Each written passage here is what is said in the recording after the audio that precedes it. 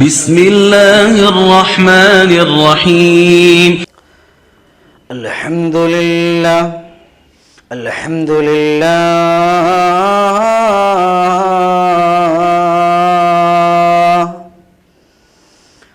الحمد لله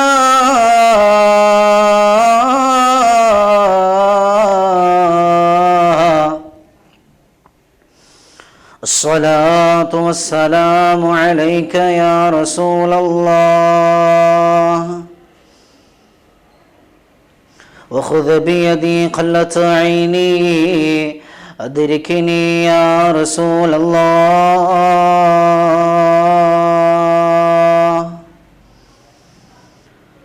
رب اشرح لي صدري ويسر لي أمري واحلل عقدة من لساني يفقه قولي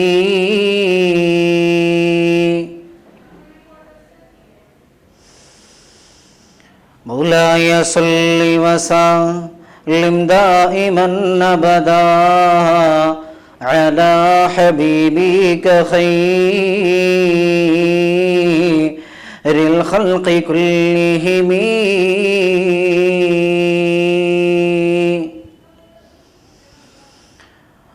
അന്ത്യദൂതര കാലത്താമണ്ണിൽ ജന്മം കൊണ്ടിരുന്നെങ്കിൽ ഞാൻ ആറ്റലിൻ സ്വഹാബത്തിൻ കൂട്ടത്തിൽ ഒരുവനായിരുന്നെങ്കിൽ ഞാൻ അന്ത്യദൂതര കാലത്താമണ്ണിൽ ജന്മം കൊണ്ടിരുന്നെങ്കിൽ ഞാൻ ആറ്റലിൻ സ്വഹാബത്തിൻ കൂട്ടത്തിൽ ഒരുവനായിരുന്നെങ്കിൽ ഞാൻ.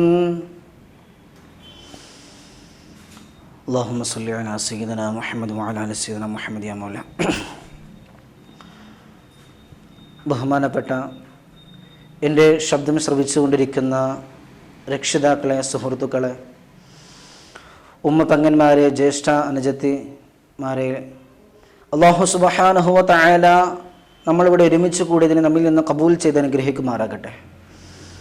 നാളെ അവൻ്റെ ജന്നാത്തുൽ ഫിർദൗസിൻ്റെ ആരാമങ്ങളിൽ ഒരുമിച്ച് കൂടുന്ന സ്വാലിഹീങ്ങളായ മുത്തഖീങ്ങളായ അവൻ്റെ അടിമകളുടെ അടിയാറുകളുടെ കൂട്ടത്തിൽ അല്ലാഹു സുബ്ഹാനഹു വ തആല നമ്മളെല്ലാവരെയും ഉൾപ്പെടുത്തി അനുഗ്രഹിക്കുമാറാകട്ടെ. ലോകം ഇന്ന് കൊറോണ ഭീതിയിലായിരിക്കുമ്പോൾ അല്ലാഹു സുബ്ഹാനഹു വ തആല നമുക്ക് നൽകിയതായിരിക്കുന്ന ഈ അവസരം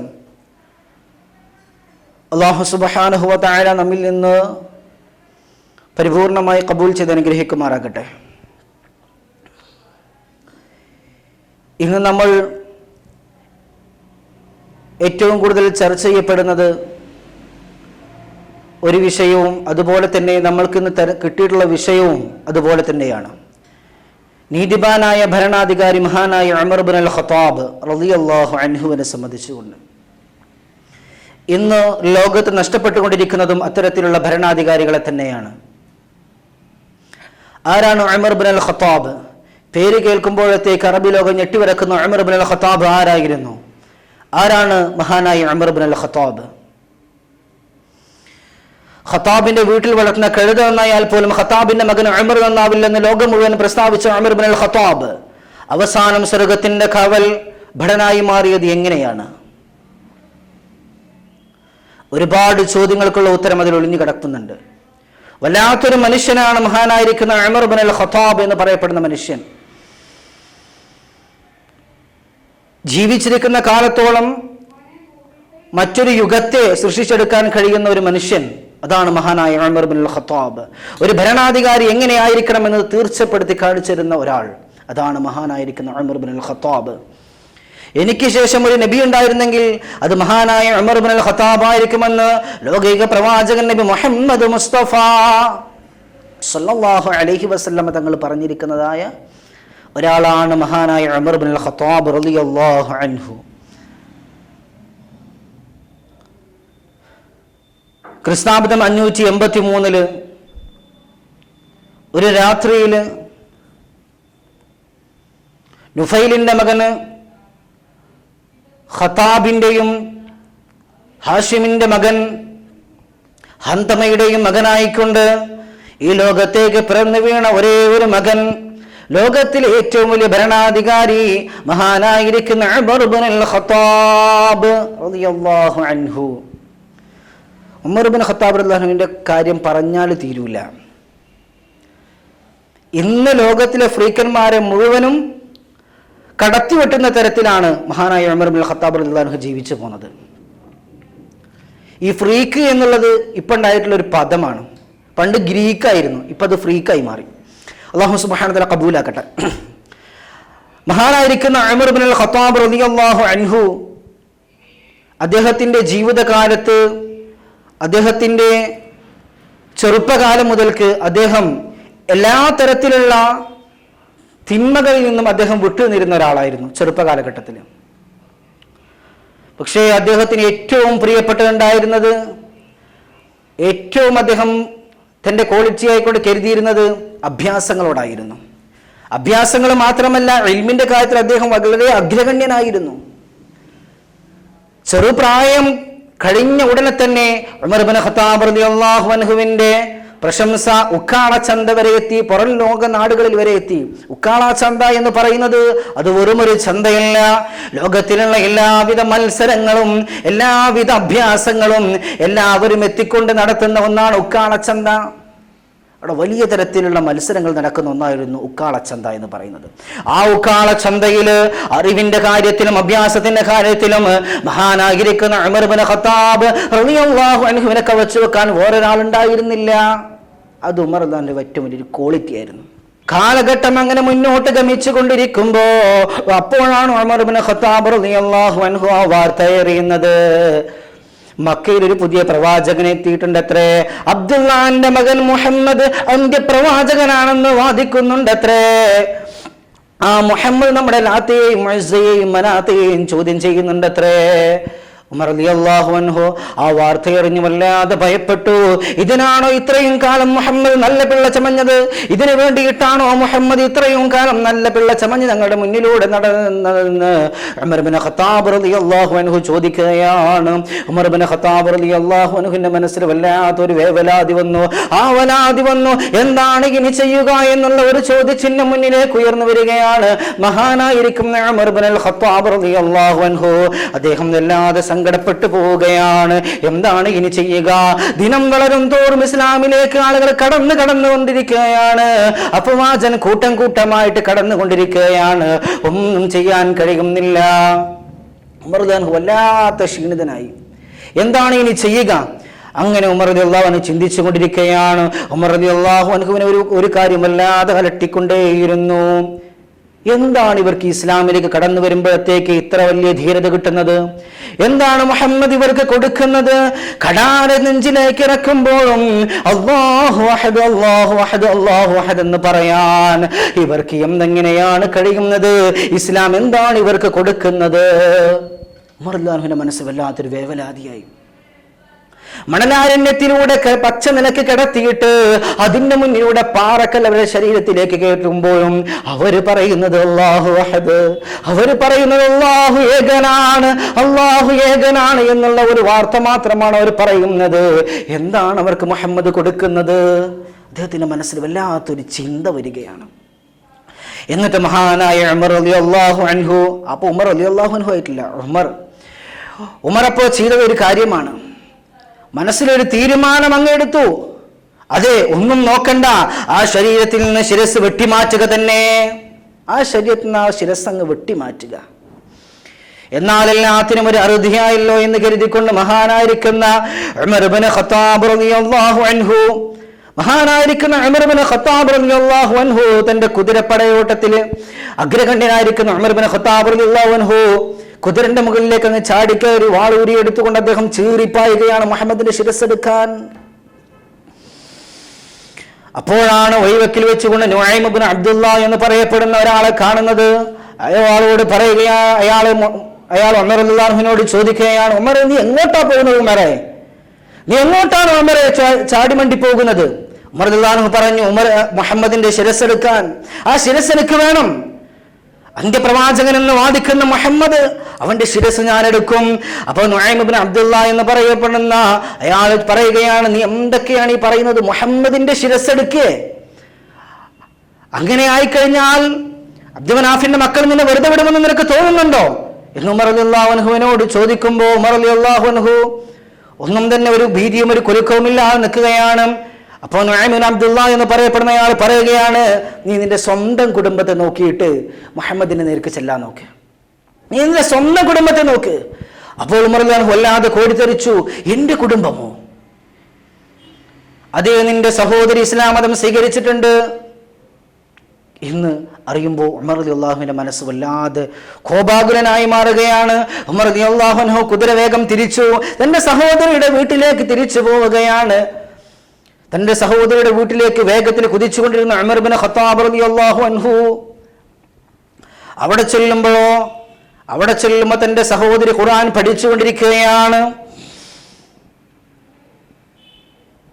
ആ പഠിച്ചുകൊണ്ടിരിക്കുന്ന സഹോദരിയുടെ അടുത്തേക്കാണ് ഉമർ റളിയല്ലാഹു അൻഹു പോകുന്നത്.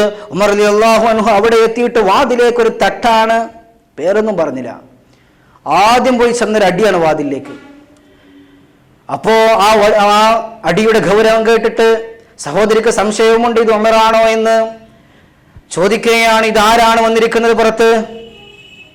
സഹോദരി പറഞ്ഞു, ഞാൻ ഉമറാണ്.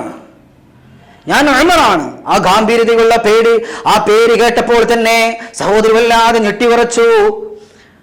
വാതിൽ തുറക്കാൻ പറഞ്ഞു. എങ്ങും ഒരു നിശബ്ദത പടർന്നു പോയി. പഠിപ്പിക്കാൻ വന്നിരുന്ന ആള് ജീവനും കൊണ്ടോടി. അങ്ങനെ സഹോദരി വാതിൽ തുറന്നപ്പോ സഹോദരിയോട് ചോദിച്ചു, എന്താണ് ഇവിടെ ഒരു മന്ത്രോച്ചാരണം കേട്ടത്? എവിടെ നിന്നാണ് ആ മന്ത്രോച്ചാരണം വന്നത്? ആരാണത് ഓദിത്തുന്നതെന്ന് ചോദിക്കുമ്പോ ഞാനെല്ലാം അറിഞ്ഞിട്ടുണ്ടെന്ന് ഉമർ റളിയല്ലാഹു അൻഹു പറയുമ്പോ ആ സഹോദരി ഒന്നും മിണ്ടാതെ നിൽക്കുകയാണ്. എന്നിട്ട് അടിയോടടിയാണ്. സഹോദരിയുടെ ഭർത്താവിനേക്കാണ് ആദ്യം കിട്ടിയത്. ആ അടി തടുക്കാൻ വേണ്ടിയിട്ട് സഹോദരി മുന്നിലേക്ക് ചെന്നു. പക്ഷെ സഹോദരിക്കും കിട്ടിയ അടി.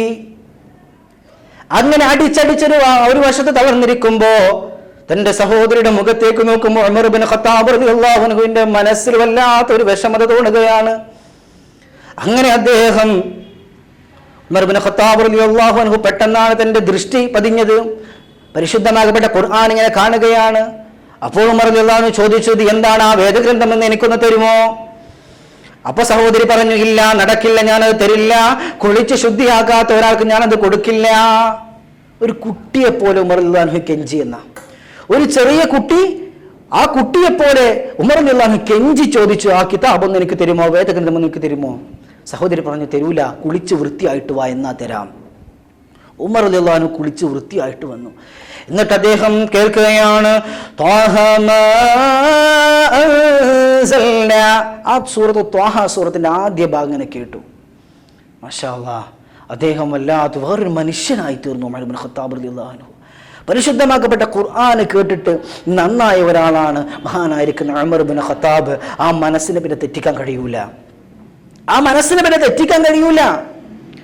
നമുക്കറിയാം, അള്ളാഹുവിന്റെ ഹബീബിനേക്ക് അള്ളാഹു സുബ്ഹാനഹു വ തആല ഈ ലോകത്ത് നന്നാക്കാൻ കൊടുത്തതാണ് പരിശുദ്ധമാക്കപ്പെട്ട ഖുർആൻ. ആ ഖുർആൻ കൊണ്ട് എല്ലാ ആളുകളും ശരിക്കും നന്നാകും. ആ ഖുർആൻ കേൾക്കാൻ വേണ്ടിയിട്ട് നബി സല്ലല്ലാഹു അലൈഹി വസല്ലം തങ്ങൾ പാരായണം ചെയ്യുന്ന ഖുർആൻ കേൾക്കാൻ വേണ്ടിയിട്ട് ഖുറൈശികൾ മുശ്രിക്കീങ്ങൾ വരെ രാത്രി പാത്തും പതുങ്ങിയും നബി സല്ലല്ലാഹു അലൈഹി വസല്ലം തങ്ങൾ ഇരിക്കുന്ന സ്ഥലത്തേക്ക് പോയിരുന്നു എന്നാ. അത്രത്തോളം പരിശുദ്ധമാക്കപ്പെട്ട ഖുർആനിലേക്ക് നമ്മുടെ മനസ്സ് മാറ്റിയെടുക്കാനുള്ള കഴിവുണ്ട്. നമ്മളെല്ലാവരും അല്ലാഹു സുബ്ഹാനഹു നമ്മുടെ മനസ്സിനെ ശുദ്ധമാക്കി തരട്ടെ. അങ്ങനെ ഉമർ ഇബ്നു ഖത്താബ് റളിയല്ലാഹു അൻഹു ഖുർആനിക പാരായണം ഒക്കെ കേട്ട് നിൽക്കുമ്പോൾ ഉമർ ഇബ്നു ഖത്താബ് റളിയല്ലാഹു അൻഹു പിന്നെ പോകുന്നത് എവിടേക്കാണെന്നറിയുമോ? ദാറുൽ അർഖം. എന്താണ് ദാറുൽ അർഖം? അന്ന് ദാറുൽ അർഖം എന്ന് പറയപ്പെടുന്നത് മുസ്ലിങ്ങൾ ഒരുമിച്ച് കൂടുന്ന ഒരു സ്ഥലമാണ്. അവരൊരു മീറ്റിംഗിന്റെ കേന്ദ്രമാണ്. പ്രത്യേകമായിട്ടുള്ള വിഷയങ്ങൾ ചർച്ച ചെയ്യാൻ അവർ ഒരുമിച്ച് കൂടുന്ന സ്ഥലമാണ് ദാറുൽ അർഖം. അവിടേക്ക് കുതിച്ചു പാഞ്ഞു മഹാനായ ഉമർ ഇബ്നു ഖത്താബ് റളിയല്ലാഹു അൻഹു.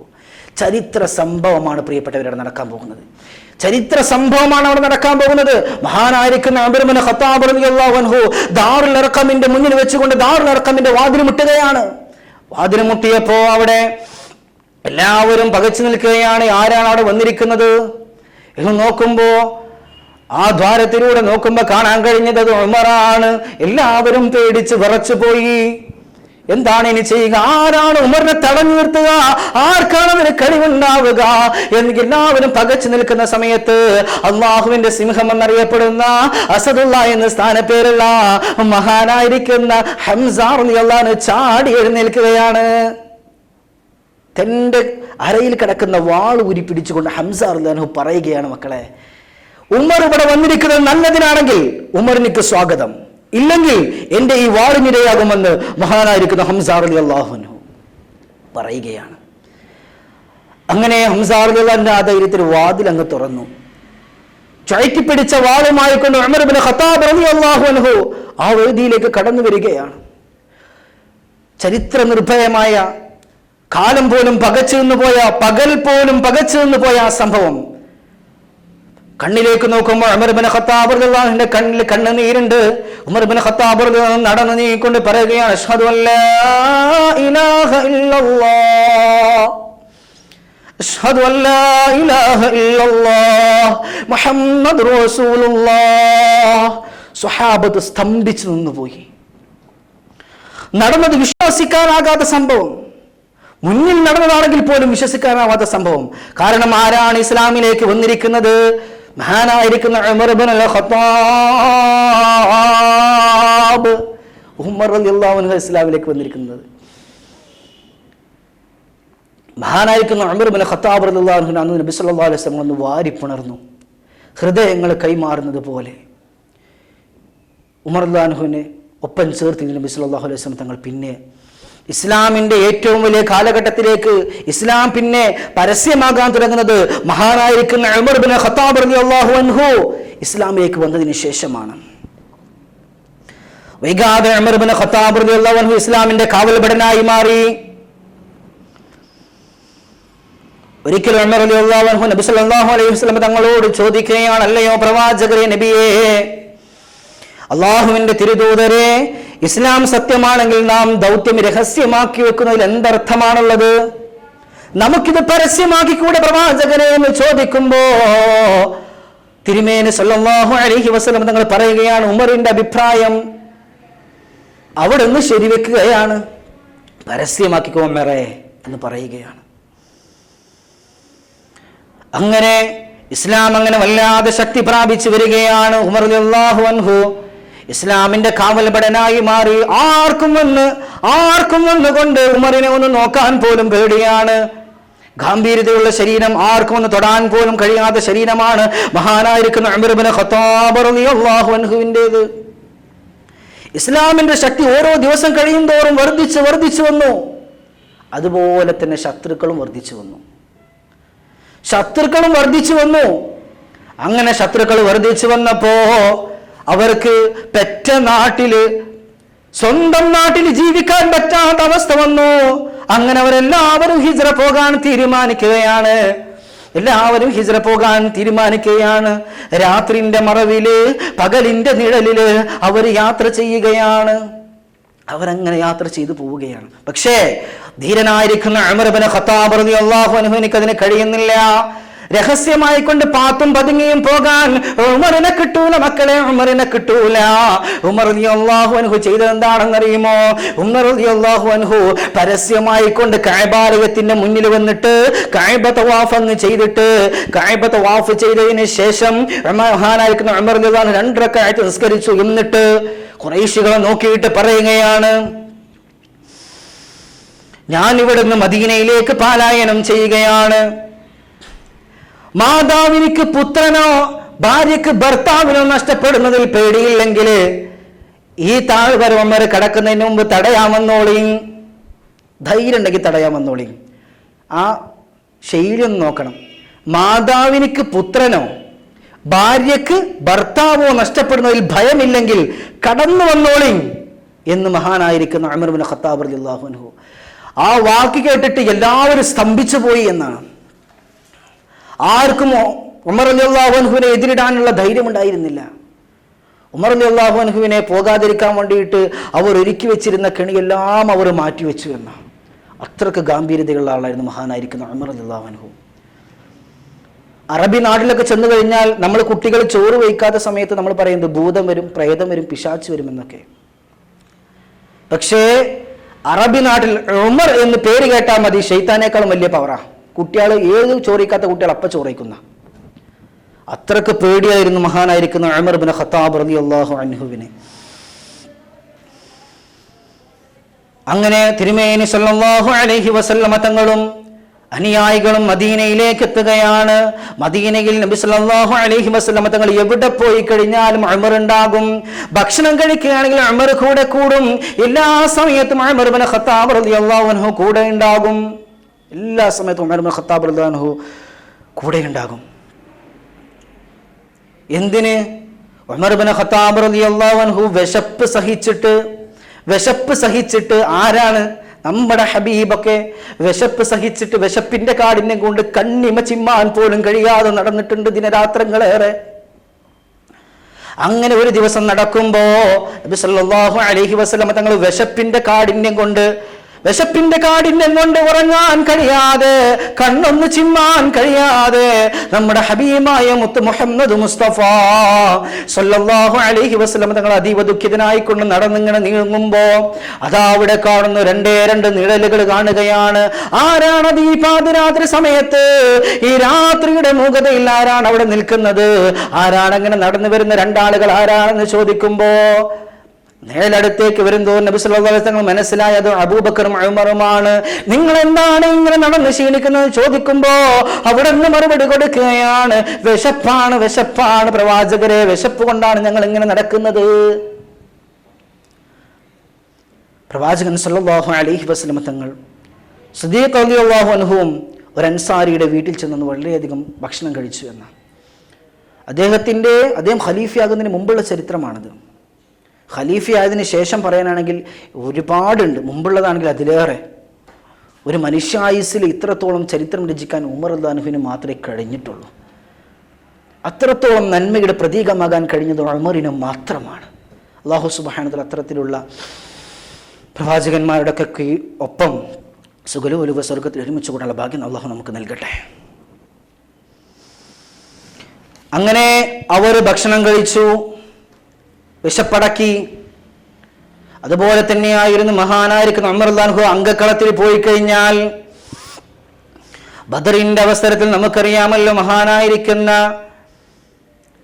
ഹംസ റളിയല്ലാഹു അൻഹു എല്ലാവരും പങ്കെടുത്തതായിരിക്കുന്ന ഇസ്ലാമിലെ ആദ്യത്തെ യുദ്ധം ബദർ യുദ്ധത്തില് 313 അടങ്ങുന്ന സ്വഹാബാക്കൾ 1000-ലേറെ വരുന്ന ശത്രുക്കളുമായിട്ട് ഏറ്റുമുട്ടുമ്പോ വല്ലാത്ത ധീരതയാണ് ഉമറിനത് കിട്ടിയ ഒരു അവസരമാണ്. തന്റെ സ്വന്തം രക്തമാണ് മുന്നിൽ കിടക്കുന്നതെന്ന് ഉമർ റളിയല്ലാഹു അൻഹു ചിന്തിച്ചിട്ടില്ല. ഉമർ റളിയല്ലാഹു അൻഹു എല്ലാവരെയും നാമാവശേഷമാക്കി. അവിടെ ഉമർ റളിയല്ലാഹു അൻഹു കൊന്നത് സ്വന്തം രക്തബന്ധങ്ങളെയല്ല.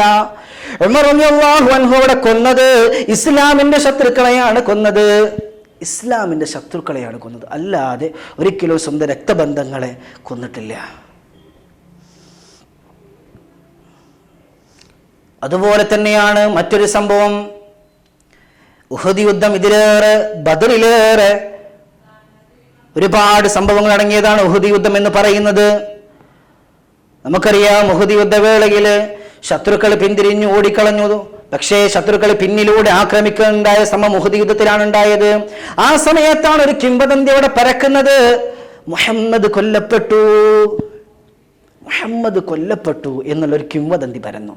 മുസ്ലിങ്ങളാകെ പതറി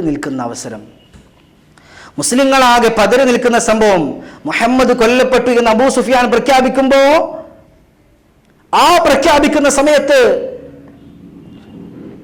മുഹമ്മദ് നബി സല്ലല്ലാഹു അലൈഹി വസല്ലം തങ്ങൾക്ക് ചുറ്റുമുണ്ടായിരുന്ന ഒരാളാണ് ഉമർ ഇബ്നു ഖത്താബ് റളിയല്ലാഹു അൻഹു.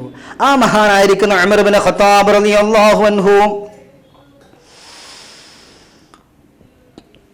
ആ ഉമർ ഇബ്നുൽ ഖത്താബ് റളിയല്ലാഹു അൻഹു ഈ വാർത്ത കേൾക്കുകയാണ്. മുഹമ്മദ് കൊല്ലപ്പെട്ടു എന്നുള്ള വാർത്ത. തന്റെ പിന്നിൽ കിടക്കുന്ന, താൻ സംരക്ഷണം നൽകുന്ന മുഹമ്മദ് എങ്ങനെ കൊല്ലപ്പെട്ടു എന്നവർ പറയുക, അത് കിംവദന്തിയാണ്, കിംവദന്തിയാണ്, കിംവദന്തിയാണ്. ഈ യുദ്ധത്തിനൊരു രീതിയുണ്ട്. യുദ്ധത്തിന്റെ രീതി എന്ന് വെച്ച് കഴിഞ്ഞാൽ ശത്രുക്കൾ മുസ്ലിങ്ങളും തിരിച്ചറിയണമല്ലോ. യുദ്ധത്തിന്റെ വേളയിൽ എങ്ങനെ തിരിച്ചറിയാം? ഒക്കെ രക്തബന്ധങ്ങളല്ലേ. എങ്ങനെ ഇവർ തിരിച്ചറിയാം? ശത്രുക്കൾ വിളിച്ചു പറയാ, ഖുബുലുൽ അഅ്ലാ, ഖുബുലുൽ അഅ്ലാ, ഖുബുലുൽ അഅ്ലാ.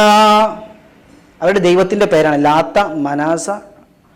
ആ കൂട്ടത്തിൽപ്പെട്ട ഒരാളാണ് ഹുബുൽ എന്ന് പറയുന്നത്. ഖുബുലുൽ അഅ്ലാ, ഹുബുൽ നീടാൾ വാഴട്ടെ എന്നാണ് ആര് വിളിച്ചു പറയുക? കൊല്ലാൻ ചെല്ലുമ്പോൾ ശത്രുക്കൾ വിളിച്ചു പറയുക. എന്നാൽ മുസ്ലിങ്ങൾ വിളിച്ചു പറയുന്നത് അൽ മൗത്ത്, അൽ മൗത്ത്, അൽ മൗത്ത്, മരണം, മരണം, മരണം എന്നാണ്. അവർക്ക് വേണ്ടത് മരണമാണ്. ഈ മരിച്ചിട്ട് വേണം എനിക്ക് സ്വർഗത്ത് പോകാനെന്ന് അവർ വിചാരിക്കുന്നത്. മറ്റുള്ളവർ അങ്ങനെയല്ല. ഖുബുലുൽ അഅ്ലാ, ഖുബുലുൽ അഅ്ലാ എന്നാണ് അവർ വിളിച്ചു പറയുക. അങ്ങനെ അബൂ സുഫിയാൻ വിളിച്ചു പറയുകയാണ്, ഹുബുൽ നീണാൾ വാഴട്ടെ, ബദറിന് പ്രതികാരമാണിതെന്ന് അബൂ സുഫിയാൻ പറഞ്ഞപ്പോ ഉമറെ മറുപടി കൊടുക്കവനെ എന്ന് ഹബീബുന മുഹമ്മദ് മുസ്തഫ സല്ലല്ലാഹു അലൈഹി വസല്ലം തങ്ങൾ പറയുകയാണ്. ഉമറെ മറുപടി കൊടുക്കവൻ, അബൂ സുഫിയാൻ മറുപടി കൊടുക്ക്. അല്ലാഹു തന്നെയാണ് സത്യം. ഞങ്ങളിൽ നിന്ന് വധിക്കപ്പെടുന്നവൻ സ്വർഗത്തിലും നിങ്ങളിൽ നിന്നുള്ളവൻ നരകത്തിലുമാണ് എന്ന് ഉമറിന്റെ ശബ്ദം കേൾക്കേണ്ട താമസം അബൂ സുഫിയാൻ പറയുകയാണ്, ഉമറെ ഇങ്ങോട്ട് അടുത്തേക്ക് വാ, ഉമറെ അവിടുന്ന് ഇങ്ങോട്ട് അടുത്തേക്ക് വാ, നിന്നോടൊരു കാര്യം ചോദിക്കാനുണ്ട്. നബി സല്ലല്ലാഹു അലൈഹി വസല്ലം പറഞ്ഞു, ഉമറെ പോയിട്ട് വാ. അങ്ങനെ അബൂ സുഫിയാന്റെ അടുത്തേക്ക് ഉമർ റളിയല്ലാഹു അൻഹു ചെല്ലുകയാണ്. മുഹമ്മദ് വധിക്കപ്പെട്ടിട്ടില്ലേ? അബൂ സുഫിയാൻ ചോദിക്കുകയാണ്, മുഹമ്മദ് വധിക്കപ്പെട്ടിട്ടില്ലേ? അബൂ സുഫിയാന് സംശയം ഉണ്ടായിരുന്നു, മുഹമ്മദ് വധിക്കപ്പെട്ടിട്ടില്ലേ? ഒരിക്കലുമില്ല. ഉമർ റളിയല്ലാഹു അൻഹു പറയുക, ഒരിക്കലുമില്ല. ഇപ്പോൾ നീ സംസാരിക്കുന്ന ഈ സംസാരമുണ്ടല്ലോ, അത് അവിടെ നിന്ന് കേൾക്കുന്നുണ്ടെന്ന് പറയുകയാണ് മഹാനായിരിക്കുന്ന ഉമർ ഇബ്നു ഖത്താബ്. ഒരു അമ്പിന്റെ മുന്നിലും പതറി നിൽക്കുന്ന പ്രകൃതമല്ല മഹാനായിരിക്കുന്ന ഉമർ ഇബ്നു ഖത്താബ് റളിയല്ലാഹു അൻഹുവിൻ്റേത്. അങ്ങനെ ഇരിക്കെ ഒരുപാട് ചരിത്രമുണ്ട് ഉമർ റളിയല്ലാഹു കുറിച്ച് പറയാൻ. ചരിത്രം കുറച്ച് പറഞ്ഞുകൊണ്ട് നിർത്തുകയാണ്. ഒരുപാട് പറഞ്ഞാൽ തീരൂല. അങ്ങനെ ഹുദൈബിയ സന്ധി നമുക്കെല്ലാവർക്കും അറിയാം. ഹുദൈബിയ പിറന്ന മണ്ണിനോട് വിട പറഞ്ഞിട്ട് 5 വർഷമായി എല്ലാവരും വിട പറഞ്ഞിട്ട്, അങ്ങനെ പിറന്ന മണ്ണിനോട് വിട പറഞ്ഞിട്ട് അവർ നിൽക്കുന്ന സമയത്ത് എല്ലാവർക്കും ഒന്ന് ആഗ്രഹമുണ്ട്, കഅബത്തിൽ ഒന്ന് ചെന്നുകൊണ്ട് ഹജ്ജും ഉംറയും ഒന്ന് ചെയ്യാൻ, അവിടെ നിന്ന് തവാഫ് ചെയ്യാൻ എല്ലാവരും മതിയായി മോഹിച്ചു നിൽക്കുന്ന ഘട്ടത്തിലാണ് ഹബീബുന മുഹമ്മദ് മുസ്തഫ സല്ലല്ലാഹു അലൈഹി വസല്ലമ തങ്ങൾ എല്ലാവരും ഒരുമിച്ച് കൂട്ടി എന്നിട്ട് പറഞ്ഞു, ഞാൻ ഇങ്ങനെ ഒരു സംഭവം കേട്ടിട്ടുണ്ട്, ഞാൻ സ്വപ്നത്തിൽ ഇങ്ങനെ ഒരു സംഭവം കണ്ടിട്ടുണ്ട്. നമ്മളെല്ലാവരും നിർഭയത്വത്തോടു കൂടി ആയുധങ്ങളൊന്നും എടുക്കാതെ നമ്മൾ തലമുണ്ടനം ചെയ്തുകൊണ്ട് കഅബാലയത്തിൻ്റെ അവിടെ പോയി തവാഫ് ചെയ്യുന്നത് ഞാൻ സ്വപ്നത്തിൽ കണ്ടിട്ടുണ്ടെന്ന് പറഞ്ഞു. കേൾക്കേണ്ട താമസം എല്ലാവരും അതിന് സന്നദ്ധരായി. എല്ലാവിധ ഒരുക്കങ്ങളും ഒരുങ്ങിക്കഴിഞ്ഞു. കാരണം അവർ വിട പറഞ്ഞു പോയിട്ട് 5 വർഷം കഴിഞ്ഞിട്ടുണ്ടായിരുന്നു മക്കയിൽ നിന്ന് പോന്നിട്ട്. എല്ലാവർക്കും തൻ്റെ താമസ സ്ഥലം ഒക്കെ ഒന്ന് കണ്ട് അത് ഹജ്ജും ഉംറയൊക്കെ ചെയ്യാൻ വല്ലാത്ത ആഗ്രഹം ഉണ്ടായിരുന്നു. കുറച്ച് ആളുകൾ പിന്മാറി, ബാക്കിയുള്ളവരൊക്കെ എന്നെ കണ്ടു തന്നു. അങ്ങനെ സ്വഹാബാക്കളെല്ലാവരും ഉംറ ചെയ്യാനായിട്ട് എല്ലാവിധ സന്നാഹങ്ങളോട് കൂടി പോകാനൊരുങ്ങുകയാണ്. അപ്പോഴാണ് അവർ മറ്റൊരു വിവരം അറിയുന്നത്. ഖുറൈശികൾ അവിടെ ആക്രമിക്കാൻ യുദ്ധത്തിനൊരുങ്ങി തയ്യാറായിക്കൊണ്ട് നിൽക്കുന്നുണ്ടത്രേ. ഖുറൈശികൾ നമ്മളുമായിട്ട് യുദ്ധത്തിന് തയ്യാറായി നിൽക്കുന്നുണ്ടത്രേ. സ്വഹാബത്തിന്റെ ഹൃത്തടങ്ങള് കോപാഗ്നിയിൽ കത്തിജ്വലിക്കാൻ തുടങ്ങുകയാണ്. എന്ത് ക്രൂരതയാണ് ഇതവർ ചെയ്യുന്നത്! നമ്മൾ അവരെ നേരിടാനൊന്നുമല്ലല്ലോ മക്കയെ ലക്ഷ്യമാക്കുന്നത്. കഅബ തവാഫ് ചെയ്യുന്നതിൽ അവർക്ക് എന്ത് മനപ്രയാസമാണുള്ളത്! ചിലരങ്ങനെ പിറുപിറുത്തുകൊണ്ടിരിക്കുകയാണ്. താൽക്കാലികമായി ഹുദൈബിയയിൽ അവൾ താമളമടിക്കുകയാണ്. അപ്പോഴാണ് ഖുറൈശികളുടെ പ്രതിനിധിയായിക്കൊണ്ട് ബുദൈൽ ഇബ്നു ഖർഖാ അവിടെ എത്തുന്നത്. അവിടെ എത്തിക്കൊണ്ട് ഭവ്യതയോടെ തിരുനബി സല്ലല്ലാഹു അലൈഹി വസല്ലം തങ്ങളുടെ അടുത്തേക്ക് കയറി വരികയാണ്.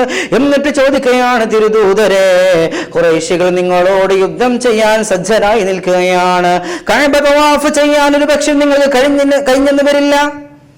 അതിനാൽ നിങ്ങൾ മടങ്ങിക്കോളാൻ വേണ്ടി പറഞ്ഞപ്പോ അവിടുന്ന് പറയുകയാണ്, അതിന് ഞങ്ങൾ യുദ്ധത്തിനൊന്നുമല്ലല്ലോ വന്നിരിക്കുന്നത്, ഞങ്ങൾക്ക് ഉംറ ചെയ്യണമെന്ന ലക്ഷ്യമേ ഉള്ളൂ. തിരുമേനി സല്ലല്ലാഹു അലൈഹി വസല്ലം തങ്ങൾ ഇപ്രകാരം മറുപടി കൊടുത്തു.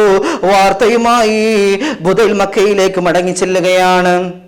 ആകാംക്ഷയോടെ കാത്തു നിൽക്കുന്ന ഖാലിദിന്റെയും ഇക്രിമയുടെയും സമീപത്ത് ചെന്നുകൊണ്ട് പറയുകയാണ്, ഞാൻ മുഹമ്മദിനെ കണ്ടു, അവർ യുദ്ധത്തിനൊന്നുമല്ലത്രേ വരുന്നത്, കഅബ തവാഫ് ചെയ്യുക എന്നുള്ള ഒരു ലക്ഷ്യം മാത്രമാണത്രേ അവരുടെ മുന്നിലുള്ളതെന്ന് പറയുമ്പോ അവിടുന്ന് തിരിച്ചവർ മറുപടി കൊടുക്കുകയാണ്. അയാൾ അയച്ച ആളുകൾ തന്നെ മറുപടി കൊടുക്കുകയാണ്, ഞങ്ങൾ നിന്നെ വിശ്വസിക്കൂല, ഇജ്ജ് പറയണമെന്ന് ഞങ്ങൾക്ക് വിശ്വാസമല്ല. നിന്റെ ഗോത്രക്കാരായ ഖുസാ ഗോത്രത്തിന് മുഹമ്മദിന്റെ മതത്തോട് ചായ്വുണ്ടെന്ന് ഞങ്ങൾ അറിഞ്ഞിട്ടുണ്ട്.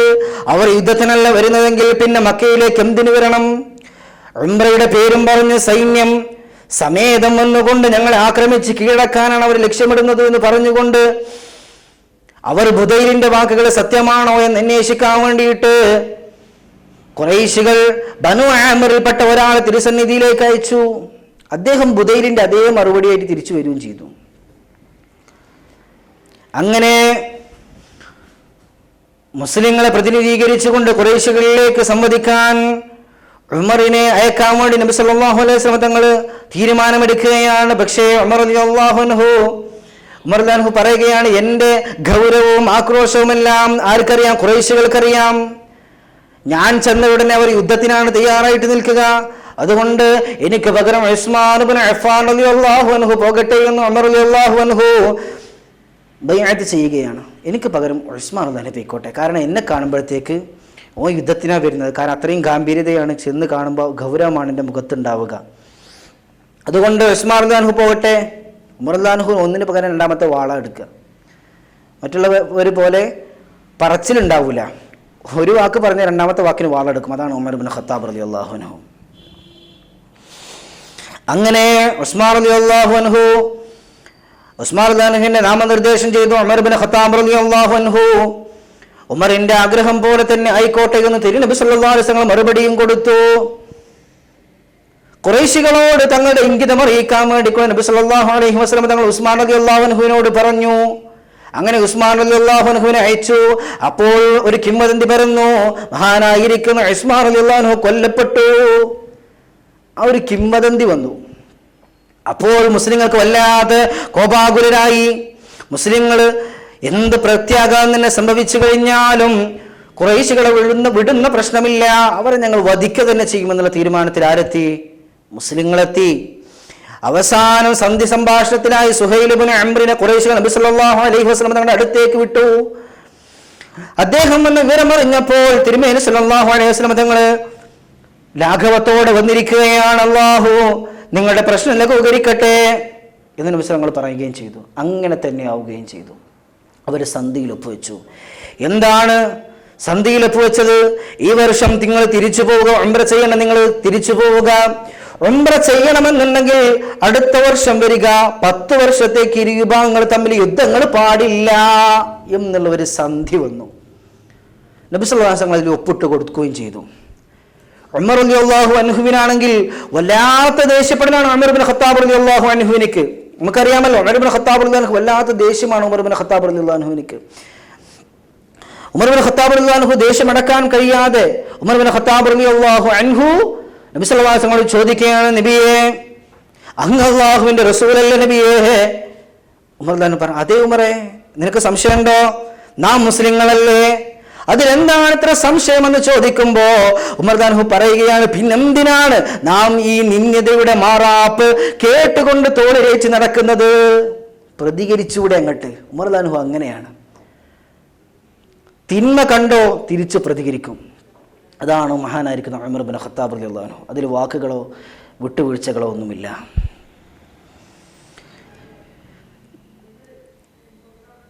അപ്പോൾ തിരുനബി സല്ലല്ലാഹു അലൈഹി വസല്ലം ഉമർ ഇബ്നു ഖത്താബ് റളിയല്ലാഹു അൻഹുവിനോട് പറയുകയാണ്, ഞാൻ അല്ലാഹുവിന്റെ ദൂതനാണ്, അവന്റെ കൽപ്പന കാറ്റിൽ പറത്താൻ എനിക്കാവില്ല, അവൻ എന്നെ കൈയൊഴിയുകയുമില്ല. ഉമർ ഇബ്നു ഖത്താബ് റളിയല്ലാഹു അൻഹുവിനോട് പറയുകയാണ്. ഉമർ റളിയല്ലാഹു അൻഹു എന്നിട്ട് കോപടക്കാൻ കഴിയുന്നില്ല. ഉമർ ഇബ്നു ഖത്താബ് റളിയല്ലാഹു അൻഹു നേരെ അബൂബക്കർ സിദ്ദീഖ് റളിയല്ലാഹു അൻഹുവിന്റെ അടുത്തേക്ക് പോയി. അബൂബക്കർ സിദ്ദീഖ് റളിയല്ലാഹു അൻഹുവിന്റെ അടുക്കൽ നിന്നും അബൂബക്കർ സിദ്ദീഖ് റളിയല്ലാഹു വല്ലാത്ത ദേഷ്യം വന്നിട്ട് പറയുകയാണ്, അള്ളാഹുവിന്റെ റസൂലാണ് മഹാനായ മുഹമ്മദ് മുസ്തഫ സ്വല്ലല്ലാഹു അലൈഹി വസല്ലം തങ്ങൾ, അതിലെന്തെങ്കിലും ഒരു കാര്യമില്ലാതെ അങ്ങനെ റസൂൽ പറയൂല എന്ന് അബൂബക്കർ സിദ്ദീഖ് റളിയല്ലാഹു അൻഹു. നമുക്കറിയാം അബൂബക്കറിന് സിദ്ദീഖ് എന്ന പേര്, ഏറ്റവും വലിയ സത്യവാൻ എന്നുള്ളത്. ഏറ്റവും മുഅ്മിനീങ്ങളുടെ എല്ലാവരുടെയും തഖ്വ ഒരു ത്രാസിലും അബൂബക്കർ സിദ്ദീഖ് റളിയല്ലാഹു അൻഹുവിന്റെ തഖ്വ മറ്റൊരു ത്രാസിലും വെച്ച് കഴിഞ്ഞാൽ പോലും അബൂബക്കർ റളിയല്ലാഹു അൻഹുവിന്റെ തഖ്വയായിരിക്കും, സൂക്ഷ്മതയായിരിക്കും, ആ അള്ളാഹുവിനെ കുറിച്ചുള്ള പേടിയായിരിക്കും ഏറ്റവും മുൻപിൽ നിൽക്കുക. അത്രത്തോളം തഖ്വയും മറ്റും കാത്തു സൂക്ഷിക്കുന്ന ആളാണ് മഹാനായിരിക്കുന്ന അബൂബക്കർ സിദ്ദീഖ് റളിയല്ലാഹു അൻഹു മഹാനവറുകൾ. അപ്പൊ ഉമർ റളിയല്ലാഹു അൻഹുവിന് കാര്യങ്ങൾ ബോധ്യപ്പെട്ടു. പക്ഷേ ഈ ഹുദൈബിയ സന്ധിയിൽ വെച്ച് ഒപ്പുവെച്ച ആ കരാറുണ്ടല്ലോ, അത് എന്താണ് സംഭവിച്ചതെന്ന് പിന്നീടാണ് മനസ്സിലായത്. മുസ്ലിങ്ങൾക്ക് നല്ല നല്ലതായിട്ടുള്ള ഉംറ ചെയ്യാനോ ഹജ്ജ് ചെയ്യാനോ അവസരങ്ങൾ പിന്നീട് ഒരുപാട് സൃഷ്ടിക്കുകയുണ്ടായി. അങ്ങനെ ഇരിക്കുമ്പോഴാണ് ഹിജ്റ വർഷം 11 സഫർ മാസം നബി സല്ലല്ലാഹു അലൈഹി വസല്ലം തങ്ങൾക്ക് ഒരു പനി ബാധിക്കുകയാണ്. വിട്ടുമാറാത്ത പനി വന്നു. അങ്ങനെ എല്ലാവരും യുദ്ധത്തിന് പോയിരുന്ന ആളുകളൊക്കെ തിരിച്ചു വരികയാണ്. നബി സല്ലല്ലാഹു അലൈഹി വസല്ലമയുടെ രോഗം മൂർച്ഛിച്ചപ്പോ അങ്ങനെ റബീഉൽ അവ്വൽ 11ാമത്തെ ദിവസവും കഴിഞ്ഞു. സാധാരണ പോലെ കഴിഞ്ഞു കിടക്കുകയാണ്. റബീഉൽ അവ്വൽ 12 ദുഃഖസാന്ദ്രമായ നിമിഷത്തിൽ മുസ്ലിം ലോകം ഞെട്ടിത്തെറിച്ച് നിൽക്കുകയാണ്. തിരുമേനി സല്ലല്ലാഹു അലൈഹി വസല്ലം തങ്ങൾ ഈ ലോകത്തോട് വിട പറഞ്ഞിരിക്കുന്നു, വഫാത്തായിരിക്കുന്നു. റബീഉൽ അവ്വൽ 12 ആയിഷ ബീവിയുടെ വീട് കണ്ണീർ മഴ പെയ്തുകൊണ്ടിരിക്കുന്ന ഒരു വീടായി മാറിപ്പോയി. അത്രത്തോളം അവിടെ ദുഃഖസാന്ദ്രമായിട്ടുള്ള നിമിഷങ്ങളായിരുന്നു അവിടെ കഴിഞ്ഞു കടന്നിരുന്നത്. മഹാനായിരിക്കുന്ന ഉമർ ഇബ്നു ഖത്താബ് റളിയല്ലാഹു അൻഹു എനിക്കിത് താങ്ങാൻ കഴിഞ്ഞില്ല. മഹാനായിരിക്കുന്ന ഉമർ ഇബ്നു ഖത്താബ് റളിയല്ലാഹു അൻഹു വാളും ചുഴറ്റിക്കൊണ്ട് വരികയാണ്. അവിടെ കൂടിയിരുന്ന ആളുകളുടെ ഇടയിലൂടെ ആളുകൾ എവിടുന്നോ ഈ അട്ടഹാസം എന്ന് കരുതിക്കൊണ്ട് തിരിഞ്ഞു നോക്കുമ്പോ അവിടെ ഉമർ ഇബ്നു ഖത്താബ് റളിയല്ലാഹു അൻഹു പറയുകയാണ്, മദീന നിവാസികളെ, നബി സല്ലല്ലാഹു അലൈഹി വസല്ലം തങ്ങൾ വഫാത്തായി എന്ന് വല്ലവനും പറഞ്ഞു കഴിഞ്ഞാൽ അവന്റെ ശിരസ് ഞാൻ എടുക്കുമെന്ന് പറഞ്ഞുകൊണ്ട് മഹാനായിരിക്കുന്ന ഉമർ ഇബ്നു ഖത്താബ് റളിയല്ലാഹു അൻഹു വാളും ചുഴറ്റി വരികയാണ്. മാഷാ അല്ലാഹ്, സ്നേഹം കൊണ്ടാണ്. മനസ്സിൽ ഇത്രയും കാലം ഒപ്പം കൊണ്ട് നടന്നിരുന്ന തന്റെ പ്രവാചകൻ, എനിക്ക് നല്ല വഴി കാട്ടിത്തന്ന പ്രവാചകൻ ഈ ലോകത്തോട് ഇവിടെ പറഞ്ഞു എന്ന് കേൾക്കുമ്പോ മഹാനായ ഉമർ ഇബ്നു ഖത്താബ് റളിയല്ലാഹു അൻഹുവിന് മനസ്സിനത് താങ്ങാൻ കഴിഞ്ഞില്ല. വല്ലാതെ അട്ടഹസിച്ചു പോയി. ആരാണ് ഉമറിനൊന്ന് പറഞ്ഞു മനസ്സിലാക്കുക? ആരാണ് ഉമറിനോട് ഈ കാര്യം പറയുക? ആർക്കാണ് അതിന് ശക്തിയുള്ളത്? ചെല്ലുന്നവന്റെ ശിരസ് ഉമർ എടുക്കും. വല്ലാത്ത പേടിയായി. അപ്പോഴാണ് മഹാനായിരിക്കുന്ന അബൂബക്കർ സിദ്ദീഖ് റളിയല്ലാഹു അൻഹു അദ്ദേഹം പറയുകയാണ്, ജനങ്ങളെ, നിങ്ങൾ വല്ലവരും മുഹമ്മദ് മുസ്തഫ സല്ലല്ലാഹു അലൈഹി വസല്ലമ തങ്ങളെ ആരാധ്യനാക്കിയിട്ടുണ്ടെങ്കിൽ, മുഹമ്മദ് മുസ്തഫ സല്ലല്ലാഹു അലൈഹി വസല്ലമ തങ്ങളെയാണ് നിങ്ങൾ ആരാധിച്ചു പോന്നതെങ്കിൽ ആ മുഹമ്മദ് ഈ ലോകത്തോട് വിട പറഞ്ഞിരിക്കുന്നു. അതല്ല, നിങ്ങൾ അല്ലാഹുവിനെയാണ് ആരാധിച്ചിരുന്നതെങ്കിൽ ഈ മുഹമ്മദ് എന്ന് പറയപ്പെടുന്ന സല്ലല്ലാഹു അലൈഹി വസല്ലം അവർ അല്ലാഹുവിന്റെ റസൂല് മാത്രമാണ്, അവർ മരിച്ചു പോയിട്ടുണ്ട്. ഇങ്ങനെ അബൂബക്കർ സിദ്ദീഖ് റളിയല്ലാഹു അൻഹു വാചാലനായിക്കൊണ്ട് പറയുകയുണ്ടായി. അപ്പോൾ ഉമറിന് മനസ്സിലായി, സിദ്ദീഖ് സത്യമല്ലാതെ സിദ്ദീഖ് പറയൂല. സിദ്ദീഖിന്റെ വാക്കുകൾ എപ്പോഴും സത്യമുണ്ടാകും. അതുകൊണ്ട് സിദ്ദീഖ് റളിയല്ലാഹു അൻഹു പറഞ്ഞ കാര്യങ്ങൾ വാസ്തവത്തിൽ എടുത്തുകൊണ്ട് ഉമർ റളിയല്ലാഹു അൻഹു അടങ്ങി. ആ ഓർമ്മകളിലായി പിന്നെ ജീവിക്കാൻ തുടങ്ങി മഹാനായിരിക്കുന്ന ഉമർ ഇബ്നു ഖത്താബ് റളിയല്ലാഹു അൻഹു. അവിടെ നിന്നുള്ള ജനാസ നമസ്കാരത്തിന് ആർക്കും നേതൃത്വം കൊടുക്കാൻ കഴിഞ്ഞില്ല. മുഹമ്മദ് മുസ്തഫ സല്ലല്ലാഹു അലൈഹി വസല്ലം തങ്ങളുടെ ആ ജനാസ നമസ്കാരത്തിന് നേതൃത്വം കൊടുക്കാൻ ഒരാൾക്കും കഴിഞ്ഞില്ല. ആരാണ് നിൽക്കുക? അതിന് ത്രാണിയുള്ളവരാരാണ്? അവിടെ ആരുമില്ല. അങ്ങനെ ഇരിക്കുമ്പോ എല്ലാവരും സ്വന്തമായിക്കൊണ്ട് മയ്യിത്ത് നിസ്കരിക്കാൻ തുടങ്ങി. തനിയെ എല്ലാവരും നിസ്കരിക്കാൻ തുടങ്ങി. അതിനുശേഷമാണ് ഇസ്ലാമിലെ ആദ്യ തർക്കം ഉയർന്നു വരുന്നത്. നബി സല്ലല്ലാഹു അലൈഹി വസല്ലം തങ്ങളെ എവിടെ മറവ് ചെയ്യണം, നബി തിരുമേനിയെ എവിടെ മറവ് ചെയ്യണം എന്നുള്ള തർക്കം ആദ്യമായി വന്നത്. അവിടെയാണ് അവിടെ നിന്നാണ് രണ്ട് തർക്കങ്ങളാണ് ഉണ്ടായിരുന്നത്. ഒന്ന് ആദ്യമായിട്ടുള്ള തർക്കം എന്ന് പറയുന്നത് മസ്ജിദ് നബവിയുടെ മിമ്പറിന്റെ പരിസരത്ത് വേണമെന്ന് ഒരു വിഭാഗം ആളുകൾ പറയുമ്പോൾ മറ്റൊരു വിഭാഗം പറയുകയാണ് അല്ല, പൊതുശ്മശാനമായ ജന്നത്തുൽ ബഖീഇലേക്ക് എന്ന് മറുവിഭാഗം പറയുകയാണ്. അവസാനം ഒരു തീരുമാനമെത്തി. മസ്ജിദ് നബവിയുടെ മിമ്പറിന്റെ പരിസരത്ത് തന്നെ നബി സല്ലല്ലാഹു അലൈഹി വസല്ലമ തങ്ങളെ മറവ് ചെയ്തു. ശേഷം മഹാനായിരിക്കുന്ന അബൂബക്കറിന് സിദ്ദീഖ് റളിയല്ലാഹു അൻഹു അദ്ദേഹം ഖലീഫയായി ബൈഅത്ത് ചെയ്യുകയാണ്. ആരാണ് ബൈഅത്ത് ചെയ്തതെന്നറിയുമോ? നമ്മുടെ ഉമർ ഇബ്നു ഖത്താബ് റളിയല്ലാഹു അൻഹു. എല്ലാവരും കൂടി ചർച്ച ചെയ്യണം, ഇനി ആരെയാണ് ഖലീഫയാക്കുക? മുസ്ലിങ്ങൾക്കൊരു നേതാവ് വേണ്ടേ? മുസ്ലിങ്ങളെ നിയന്ത്രിക്കാൻ ഒരാൾ വേണ്ടേ? അതിനാരാണ് ഇനി കഴിയുക എന്ന് എല്ലാവരും ചർച്ച ചെയ്യുമ്പോ അങ്ങനെ ചർച്ച ചെയ്ത് വലിയ വലിയ പ്രശ്നങ്ങളിലേക്ക് എത്തുന്ന സമയത്ത് മഹാനായിരിക്കുന്ന ഉമർ റളിയല്ലാഹു അൻഹു ആണ് പറഞ്ഞത്, എന്നെ കൊണ്ട് കഴിയില്ല. ഉമർ റളിയല്ലാഹുവിന്റെ പേരാണ് ബൈഅത്ത് ചെയ്തത് എങ്കിൽ പോലും അപ്പോൾ ഉമർ റളിയല്ലാഹു നീച്ചെന്ന് പറഞ്ഞു. നബി സല്ലല്ലാഹു അലൈഹി വസല്ലം രോഗശൈലി കിടക്കുമ്പോ അവിടുന്ന് പകരം നിസ്കരിക്കാൻ നേതൃത്വം കൊടുക്കാൻ പറഞ്ഞത് അബൂബക്കർ സിദ്ദീഖ് റളിയല്ലാഹു അൻഹുവിനോടാണ്. അതുകൊണ്ട് തന്നെ സൗർ ഗുഹയിൽ രണ്ട് ആണുങ്ങളാണ് ചരിത്ര സംഭവമായിട്ടുള്ള സൗർ ഗുഹയിൽ ഉണ്ടായിരുന്നത്. ആ കൂടെ ഉണ്ടായിരുന്ന ആളാണ് അബൂബക്കർ സിദ്ദീഖ് റളിയല്ലാഹു അൻഹു. അതുകൊണ്ട് ഏറ്റവും അർഹൻ അത് അബൂബക്കർ റളിയല്ലാഹു അൻഹു ആണ്. അബൂബക്കർ സിദ്ദീഖ് റളിയല്ലാഹു അൻഹു തന്നെയാണ് ഏറ്റവും അതിനർഹൻ എന്ന് പറയുകയാണ്. അങ്ങനെ അബൂബക്കർ സിദ്ദീഖ് റളിയല്ലാഹു അൻഹു സ്ഥാനമേറ്റു. അബൂബക്കർ സിദ്ദീഖ് റളിയല്ലാഹു അൻഹുവിന്റെ മേൽ സ്ഥാനമേറ്റിട്ട് മാത്രമല്ല, അബൂബക്കർ സിദ്ദീഖ് റളിയല്ലാഹു അൻഹുവിന്റെ കൂടെ എപ്പോഴും ഉമർ റളിയല്ലാഹു അൻഹു ഉണ്ടായിരുന്നു. അബൂബക്കർ സിദ്ദീഖ് റളിയല്ലാഹു അൻഹു ആവശ്യപ്പെട്ടിട്ടുണ്ട്. നബി സല്ലല്ലാഹു അലൈഹി വസല്ലം തങ്ങൾ മരിക്കുന്നതിന് മുമ്പ് നടന്നിരുന്ന യുദ്ധത്തിന് നേതൃത്വം കൊടുത്തിരുന്നത് ഉസാമ റളിയല്ലാഹു അൻഹു ആയിരുന്നു. ആ ഉസാമ റളിയല്ലാഹു അൻഹു നേതൃത്വം കൊടുക്കുന്ന ആ അവസരത്തിൽ, യുദ്ധത്തിന് പോകുന്ന അവസരത്തിൽ യുദ്ധം വീണ്ടും ആരംഭിക്കണമല്ലോ. ആ അവസരത്തിൽ അബൂബക്കർ സിദ്ദീഖ് റളിയല്ലാഹു അൻഹു പറയുകയാണ്, ഉമറിനെ നിങ്ങൾ കൊണ്ടുപോകുന്നു, ഉമർ എൻ്റെ അടുത്ത് വേണം, ഉമർ എൻ്റെ അടുത്ത് വേണം, ബാക്കിയുള്ള നിങ്ങൾ കൊണ്ടുപോയിക്കോളി എന്ന് അബൂബക്കർ സിദ്ദീഖ് ശാഠ്യം പിടിച്ചിരുന്നു. ഉമർ വേണം എടുത്ത്. ഉമർ റളിയല്ലാഹു അൻഹു ഒരു പ്രത്യേക സ്വഭാവം ഉണ്ടായിരുന്നു. അബൂബക്കർ സിദ്ദീഖ് റളിയല്ലാഹു അൻഹു ഭരിച്ചു കൊണ്ടിരിക്കുമ്പോൾ ആരുടെ അടുത്താണോ അബൂബക്കർ സിദ്ദീഖ് റളിയല്ലാഹു അൻഹു വളരെ ഏത് പ്രശ്നത്തിന് ലാളിത്യതയോടുകൂടി പെരുമാറി പരിഹാരം കൊടുത്തോ അവരോട് ഉമർ റളിയല്ലാഹു അൻഹു ദേഷ്യപ്പെട്ട് സംസാരിക്കുക. അബൂബക്കർ സിദ്ദീഖ് റളിയല്ലാഹു അൻഹു ആരോട് ദേഷ്യപ്പെട്ട് പെരുമാറിയോ അവരോട് ഉമർ റളിയല്ലാഹു അൻഹു നേരെ തിരിച്ചു വേണം. കാരണത്തിൽ ആർക്കും ആരോടും വെറുപ്പുണ്ടാവാൻ പാടില്ല. അതുകൊണ്ട് അത് വല്ലാത്തൊരു സൈക്കോളജിയാണ്, ഒരു സൈക്കോളജിക്കൽ മൊമെൻ്റാണത്. അത് അന്നത്തെ ഉമർ റളിയല്ലാഹു അൻഹു വളരെ അധികം ഉമർ റളിയല്ലാഹു അൻഹു സ്വീകരിച്ച ഒരു മാർഗമാണ്. അത് ഈ മേഖലയിൽ നിൽക്കുന്ന ആളുകൾക്കൊക്കെ വല്ലാതെ അറിയാം. ആരെയും വെറുപ്പിക്കാൻ പറ്റൂല. വളരെയധികം സൈക്കോളജി ചിന്തിച്ചു കഴിഞ്ഞാൽ വളരെയധികം സൈക്കോളജിക്ക് പരമ്പരമായിട്ടുള്ള ഒരു മൊമെൻ്റാണത്, ഒരു അവസരമാണത്. അങ്ങനെ ഉമർ ഇബ്നു ഖത്താബ് റളിയല്ലാഹു അൻഹു ഇനി ഭരണത്തിലേറാൻ പോവുകയാണ്. അബൂബക്കർ സിദ്ദീഖ് റളിയല്ലാഹു അൻഹു അബൂബക്കർ സിദ്ദീഖ് റളിയല്ലാഹു അൻഹുവിന് ഭരണം നടത്തി അങ്ങനെ മുന്നോട്ട് പോകുമ്പോൾ ഒരുപാട് കള്ളപ്രവാചകന്മാർ വന്ന് അവരെയെല്ലാം നാമാവശേഷമാക്കി. ഒരുപാട് കള്ളപ്രവാചകന്മാർ നബി സല്ലല്ലാഹു അലൈഹി വസല്ലം തങ്ങൾക്ക് ശേഷം വന്നിട്ടുണ്ട്, നമുക്കറിയാം. ഉദാഹരണത്തിന് യമനിൽ നിന്ന് അസ്വദുൽ അൻസി എന്ന് പറയപ്പെടുന്ന ഒരു കള്ളപ്രവാചകൻ വന്നിട്ടുണ്ട്. നജിദിൽ നിന്ന് തുലൈഹ എന്ന് പറഞ്ഞിട്ടുള്ള ഒരു കള്ളപ്രവാചകൻ വന്നിട്ടുണ്ട്.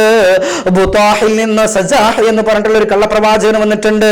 യമാമയിൽ നിന്ന് മുസൈലിമ എന്ന് പറയപ്പെടുന്ന കള്ളപ്രവാചകൻ വന്നിട്ടുണ്ട്. ഇവരൊക്കെ നാമാവശേഷമാക്കാൻ മുൻനിരയിലുണ്ടായിരുന്ന ആളാണ് മഹാനായിരിക്കുന്ന ഉമർ ഇബ്നു ഖത്താബ് റളിയല്ലാഹു അൻഹു എന്ന് പറയുന്നത്. ഇനി അതേ രോഗം ഹബീബായ മുത്ത് മുഹമ്മദ് മുസ്തഫ സല്ലല്ലാഹു അലൈഹി വസല്ലം തങ്ങൾക്ക് പിടിപെട്ടിരുന്ന അതേ രോഗം മഹാനായ അബൂബക്കർ സിദ്ദീഖ് റളിയല്ലാഹു അൻഹുവിനക്ക് പിടിപെടാൻ പോയി. അബൂബക്കർ സിദ്ദീഖ് റളിയല്ലാഹു അതേ രോഗം വന്നു. താൻ അധികകാലം ജീവിച്ചിരിക്കില്ല എന്ന് അബൂബക്കർ സിദ്ദീഖ് റളിയല്ലാഹു അൻഹുവിനക്ക് മനസ്സിലായപ്പോൾ അബൂബക്കർ സിദ്ദീഖ് റളിയല്ലാഹു അൻഹുവിന്റെ മനസ്സിൽ കുറച്ച് തീരുമാനങ്ങൾ എടുക്കാൻ ബാക്കിയുണ്ട്. ഏതാണ് ആ തീരുമാനം? ഇനി മുസ്ലിങ്ങൾക്ക് രണ്ടാമത്തെ ഒരു ഖലീഫ വേണം. ആരാണ് ആ ഖലീഫ സ്ഥാനം ഏറ്റെടുക്കുക? ആരാണ് അതിന് അർഹൻ? അബൂബക്കർ സിദ്ദീഖ് റളിയല്ലാഹു അൻഹുവിനക്ക് വല്ലാതെ ചിന്തിക്കേണ്ടി വന്നില്ല. ആരാണ് ആ സ്ഥാനത്തിന് അർഹൻ? അബൂബക്കർ സിദ്ദീഖ് റളിയല്ലാഹു അൻഹു അറിയുമായിരുന്നു. അത് മറ്റാരുമല്ല, നമ്മുടെ കഥാപുരുഷൻ ഉമർ ഇബ്നുൽ ഖത്താബ്. ഉമർ ഇബ്നു ഖത്താബ് റളിയല്ലാഹു അൻഹു പക്ഷേ എല്ലാവരോടും അഭിപ്രായം ചോദിച്ചിട്ട് വേണം ഉമർ ഇബ്നു ഖത്താബ് റളിയല്ലാഹു അധികാരപീഠത്തിലേക്ക് കയറ്റാൻ. ഇല്ലെങ്കിൽ സ്വാർത്ഥനായ ഭരണാധികാരി എന്നുള്ള പേര് തനിക്ക് വരും. അതുകൊണ്ട് തന്നെ മുഹാജിറുകൾ അതുപോലെ തന്നെ അൻസാരികളിൽ നിന്ന് ഓരോ പ്രതിനിധികളെ വിളിച്ചുകൊണ്ട് ചർച്ച ചെയ്യാൻ തുടങ്ങി. അങ്ങനെ മുഹാജിർ ആദ്യം വിളിച്ചത് അബ്ദുറഹ്മാൻ ഇബ്നു ഔഫിനെയാണ്. അദ്ദേഹത്തോട് പറഞ്ഞു, ഉമറിനെ കുറിച്ച് നിങ്ങളുടെ അഭിപ്രായം എന്താണ്? ഉമർ ഇബ്നു ഖത്താബ് റളിയല്ലാഹു അൻഹുവിനെ കുറിച്ച് നിങ്ങളുടെ അഭിപ്രായം എന്താണെന്ന് അദ്ദേഹത്തോട് ചോദിക്കുമ്പോൾ ഉമർ റളിയല്ലാഹു അൻഹു പറയുകയാണ് അദ്ദേഹത്തെ കുറിച്ച് എന്നേക്കാൾ അറിവുള്ളവൻ അങ്ങാണല്ലോ, അങ്ങയുടെ കൂടെയാണല്ലോ ഉമർ ഇബ്നു ഖത്താബ് റളിയല്ലാഹു അൻഹു ഉള്ളത് എന്ന് അബ്ദുറഹ്മാൻ ഇബ്നു ഔഫ് റളിയല്ലാഹു അൻഹു മറുപടി കൊടുത്തപ്പോൾ അബൂബക്കർ സിദ്ദീഖ് റളിയല്ലാഹു അൻഹു പറഞ്ഞു, എന്നാലും ഉമറിനെ കുറിച്ച് എന്തെങ്കിലുമൊക്കെ അഭിപ്രായം ഉണ്ടാവുമല്ലോ, ഒന്ന് പറയ് എന്ന് പറഞ്ഞപ്പോൾ അല്ലാഹുവാണ് സത്യം, അദ്ദേഹം നിങ്ങൾ വിചാരിച്ചതിലും കൂടുതൽ ശ്രേഷ്ഠവാനാണ്, അല്പം പരിശുദ്ധ കൂടുതലാണെന്ന് മാത്രം, ദേഷ്യപ്പെടൽ കൂടുതലാണെന്ന് മാത്രം. അപ്പോൾ അബൂബക്കർ സിദ്ദീഖ് റളിയല്ലാഹു അൻഹു പറഞ്ഞു, അത് എന്തുകൊണ്ടാണെന്നറിയുമോ? ഞാൻ ആരോടെങ്കിലും ലോലമനസ്കനായി കാണുന്നത് കൊണ്ടാണ്, അദ്ദേഹം എന്നെ ലോലമനസ്കനായി കാണുന്നത് കൊണ്ടാണ്. നേതൃപദവി ലഭിച്ചു കഴിഞ്ഞാൽ അദ്ദേഹത്തിന്റെ ആ പരിശുദ്ധയൊക്കെ പോകും, അദ്ദേഹം ഉഷാറായി വരുമെന്ന് അബൂബക്കർ സിദ്ദീഖ് റളിയല്ലാഹു അൻഹു മറുപടി കൊടുക്കുകയാണ്. അങ്ങനെ അടുത്തതായിക്കൊണ്ട് ഉസ്മാൻ ഇബ്നു അഫ്ഫാൻ റളിയല്ലാഹു അൻഹുവിനെ വിളിക്കുകയാണ്. ഉസ്മാൻ അഫ്ഫാൻ റളിയല്ലാഹു അൻഹുവിനോട് ചോദിക്കുകയാണ്, ഉമറിനെ കുറിച്ച് നിങ്ങളുടെ അഭിപ്രായം എന്താ? നിങ്ങൾക്ക് ഉമർ ഇബ്നു ഖത്താബ് റളിയല്ലാഹു കുറിച്ച് നിങ്ങളുടെ അഭിപ്രായം എന്താ? അദ്ദേഹം പറഞ്ഞൊരു മറുപടിയുണ്ട്, അല്ലാഹുവാണ് സത്യം, അദ്ദേഹത്തിന്റെ രഹസ്യ ജീവിതം എന്ന് പറയുന്നത് പരസ്യ ജീവിതത്തെക്കാൾ നന്മ നിറഞ്ഞതാകുന്നു. അദ്ദേഹത്തിനെ പോലുള്ള ആളുകൾ ഞങ്ങളുടെ കൂട്ടത്തിൽ ഇല്ലതാനും. രഹസ്യ ജീവിതം പരസ്യ ജീവിതത്തെക്കാൾ ഏറ്റവും നല്ലതാണ്. അദ്ദേഹം രഹസ്യമായിട്ട് ഒരുപാട് നന്മകൾ ചെയ്യുന്ന ആളാണ്. പരസ്യ ജീവിതത്തിൽ അദ്ദേഹം എങ്ങനെയുള്ള ആളാണെങ്കിലും ശരി, അതാണ് വേണ്ടത്. പുറമേ കാണുന്ന ആഡംബരവും ഒന്നുമല്ല വേണ്ടത്, ഉള്ളിൻ്റെ ഉള്ളിൽ. ഇത് പറഞ്ഞുകൊണ്ടിരിക്കുമ്പോൾ മറ്റൊരു ചരിത്രമാണ് ഓർമ്മ വരുന്നത്. ഒരിക്കൽ ഒരു നാട്ടിലൊരു കള്ളുകുടിയൻ ഉണ്ടായിരുന്നു. ആ കള്ളുകുടിയൻ മാത്രമല്ല, അയാൾ വ്യഭിചാരം ചെയ്യും, എല്ലാം ചെയ്യും. എന്നിട്ട് അദ്ദേഹം മരിച്ചുപോയ സമയത്ത് അദ്ദേഹത്തെ ഖബറടക്കാൻ പോലും മയ്യത്തിന് 4 തലക്ക കട്ടിൽ പിടിക്കാൻ പോലും ആളുകൾ ഉണ്ടായിരുന്നില്ല. എന്നിട്ട് അദ്ദേഹത്തെ മരിച്ച് മരമാടിയതിനു ശേഷം അവിടുത്തെ പ്രധാനമായതായിരിക്കുന്ന ആളുകൾ അദ്ദേഹത്തെ സ്വപ്നത്തിൽ കണ്ട് സ്വർഗത്തിൽ അദ്ദേഹം ഉല്ലസിച്ച് നടക്കുന്നു. അപ്പോൾ ചോദിച്ചു, നിങ്ങൾ ഇത്രയും ക്രൂരത കാട്ടി നടന്ന ആള് എങ്ങനെ നിങ്ങൾ സ്വർഗത്തേക്ക് എത്തിയത്? എന്താണ് അതിൻ്റെ കാരണം? ഇത്രയും വൃത്തികെട്ട മുഴുവൻ പ്രവൃത്തികൾ ചെയ്ത മനുഷ്യനായ നിങ്ങൾ എങ്ങനെ സ്വർഗത്തിലെത്തി? അപ്പം അദ്ദേഹം കൊടുക്കുകയാണ്, ഞാൻ പരസ്യ ജീവിതത്തിൽ പകലിൽ ഞാൻ കള്ളുകുടിക്കും, വ്യഭിചരിക്കും, എല്ലാം ചെയ്യും. പക്ഷേ ഞാൻ രാത്രി ആയിക്കഴിഞ്ഞാൽ ഞാനും എൻ്റെ അള്ളാഹുവും മാത്രമേ ഉണ്ടായിരുന്നുള്ളൂ.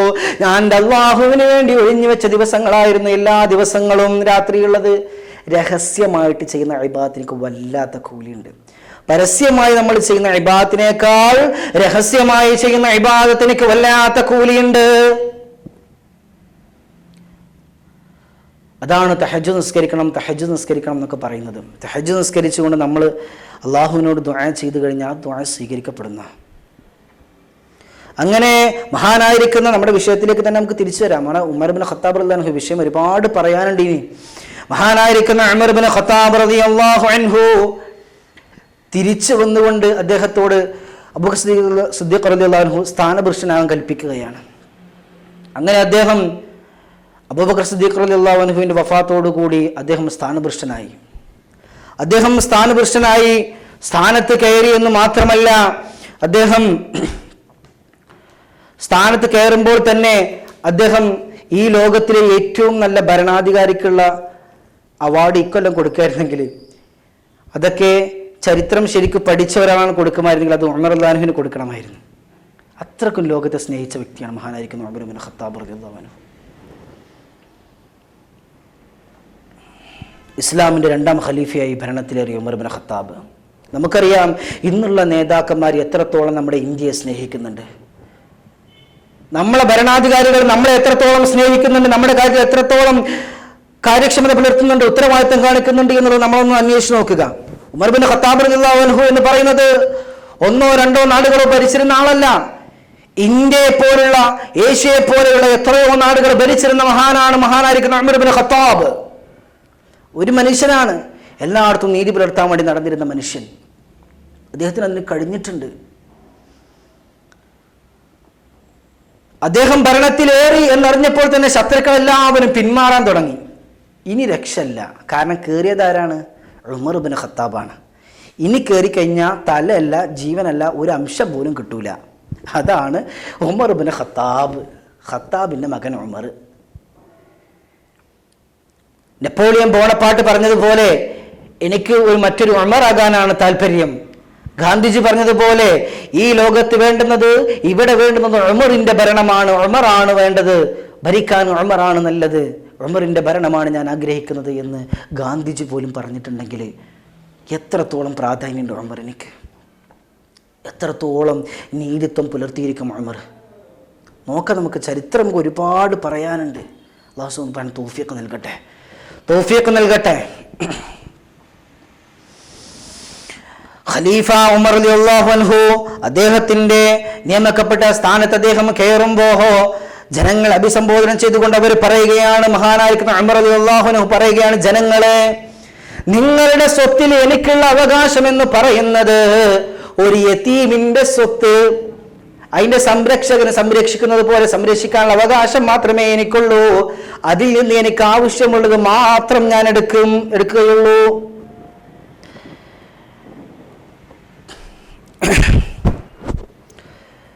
നിങ്ങളുടെ അവകാശത്തോട് ഏത് നിലക്കാണ് ഞാൻ പെരുമാറുന്നതെന്ന് ഗൗരവപൂർവ്വം വീക്ഷിക്കേണ്ടത് നിങ്ങളുടെ ചുമതലയാണ്. നിങ്ങൾക്ക് തീരുമാനിക്കുക. ഞാൻ ഈ തീരുമാനമെടുത്തത് തെറ്റാണെങ്കിൽ നിങ്ങൾ തീരുമാനമെടുത്തത് തെറ്റാണെന്ന് പറയാനുള്ള അവകാശം നിങ്ങൾക്കുണ്ടെന്ന് മഹാനായിരിക്കുന്ന ഉമർ ഇബ്നു ഖത്താബ്. നമ്മുടെ ഭരണാധികാരികൾ അങ്ങനെ നടത്തുമോ? ഇല്ല. അങ്ങനെ നടത്തുമോ? ഇല്ല. ശരിക്ക് പറയുന്ന ഭരണത്തിൽ എൻ്റെ അഭിപ്രായ പ്രകാരം ഒരു ഭരണം നടന്നുകൊണ്ടിരിക്കുമ്പോൾ ആ നാട്ടിലെ ആളുകൾ ഒരു ഭരണാധികാരിയെ നിശ്ചയിക്കും. ആ നിശ്ചയിച്ച ആൾ അതിനോട് മാന്യത പുലർത്തുന്നില്ലെങ്കിൽ, കൂറ് പുലർത്തുന്നില്ല എന്നുണ്ടെങ്കിൽ അയാളെ മാറ്റാൻ ജനങ്ങൾക്ക് അവകാശം കൊടുക്കണം. 5 വർഷം കാത്തിരിക്കേണ്ട, 2 വർഷം കാത്തിരിക്കേണ്ട, 3 വർഷം കാത്തിരിക്കേണ്ട, 1 വർഷവും കാത്തിരിക്കേണ്ട. ജനങ്ങൾക്ക് അപ്പം തന്നെ മാറ്റാനുള്ള അവകാശം കൊടുക്കണം. അങ്ങനെ കൊടുത്തിരുന്നെങ്കിൽ ഇന്നുള്ള ആളുകൾ എത്രയോ ജനങ്ങളുമായിട്ട് രമ്യതയിലായേനെ. എത്രയോ സ്ഥലങ്ങൾ ഇന്ന് വികസന രാഷ്ട്രങ്ങളായിട്ട് മാറിയേനെ. ഇന്ത്യയുടെ സ്ഥലങ്ങൾ എത്രയോ പട്ടിണി പാവങ്ങൾ പോലും നല്ല നിലയ്ക്ക് ജീവിച്ചു പോയേനെ. അതാണ് മാതൃകയാക്കേണ്ട നീതിമാനായിട്ടുള്ള ഭരണാധികാരി ഉമർ ഇബ്നുൽ ഫാറൂഖ് റളിയല്ലാഹു അൻഹു എന്ന് പറയുന്നത്. ഏറ്റവും കൂടുതൽ മാതൃകയാക്കേണ്ടത് ഏത് രാഷ്ട്രീയക്കാരനും മാതൃകയാക്കാൻ കഴിയുന്ന ഒരേ ഒരു മുഖമേ ഉള്ളൂ, നീതിമാനായിരിക്കുന്ന ഭരണാധികാരി ഉമർ ഇബ്നു ഖത്താബ് റളിയല്ലാഹു അൻഹു. എൻ്റെ ഒരു കൂട്ടുകാരൻ പറയുകയുണ്ടായി, നീതിമാനായ ഭരണാധികാരി ഉമർ ഇബ്നു ഖത്താബ്, ആ പേര് കേൾക്കുമ്പോൾ വല്ലാത്തൊരു കുളിർമയാണ്. മുസ്ലിം ആയിട്ടുള്ള വ്യക്തിയല്ല പറഞ്ഞത്, മുസ്ലിമായിരിക്കുന്ന ഒരാളാണ് പറഞ്ഞത്. ആ പേര് കേൾക്കുമ്പോൾ എനിക്ക് വല്ലാത്തൊരു കുളിർമ തോന്നുന്നുണ്ട്. അത്രത്തോളമാണ് ഉമർ ഇബ്നു ഖത്താബ് റളിയല്ലാഹു അൻഹു. ഇന്ന് ലോകം ആശിക്കുന്ന ഒരേ ഒരു ഭരണാധികാരി മഹാനായിരിക്കുന്ന ഉമർ ഇബ്നു ഖത്താബ് റളിയല്ലാഹു അൻഹു. ഓരോ രാഷ്ട്രീയക്കാരനും അവന്റെ തോതനുസരിച്ചുകൊണ്ട് തനിക്ക് പിഴിയാൻ കഴിയുന്ന അത്രത്തോളം പിഴിഞ്ഞെടുത്തുകൊണ്ട് ചവറുചണ്ടിയായിക്കൊണ്ട് ഇന്ത്യയെ വലിച്ചെറിയുമ്പോ, നമ്മുടെ രാഷ്ട്രത്തെ വലിച്ചെറിയുമ്പോ, ഇന്ന് നമുക്ക് വേണ്ടത് ഉമറിനെ പോലെ ഒരു ഭരണാധികാരി. ഉമർ എന്ന ഭരണാധികാരി, അതാണ് നമുക്ക് വേണ്ടുന്നത്. അത്രത്തോളം ചങ്കൂറ്റതയോടുകൂടി സംസാരിക്കാൻ കഴിവുള്ള, പ്രവർത്തിക്കാൻ കഴിവുള്ള, ഏതൊരു തന്റെ നിയമപാലകരിൽ ഏതൊന്ന് തെറ്റുണ്ടോ അവരെ മാറ്റി നിർത്തിക്കൊണ്ട് അവർക്ക് വേണ്ടുന്ന ശിക്ഷ കൊടുക്കാൻ പറ്റിയ, എല്ലാം തോന്നിവാസങ്ങൾക്കും എതിരെ ശബ്ദിക്കാൻ പറ്റിയ ഒരേ ഒരു ഭരണാധികാരിയാണ് നമുക്കിന്ന് വേണ്ടത്. നമുക്കതാണ് വേണ്ടുന്നത്. അല്ലാതെ തന്റെ ജാതി, തന്റെ മതം, അത് മാത്രം മതി ഇന്ത്യയിൽ എന്ന് വിശ്വസിച്ചുകൊണ്ട് അത് അടിച്ചമർത്തി ഏൽപ്പിക്കാൻ ശ്രമിക്കുന്ന ഒരു ഭരണാധികാരിയെ നമുക്ക് വേണ്ട. അങ്ങനെയുള്ള ഭരണാധികാരി നമ്മുടെ ഇടയിൽ വേണ്ട. എന്തിനാണ് ഭരണാധികാരി? എന്താണ് മതേതര ഇന്ത്യ?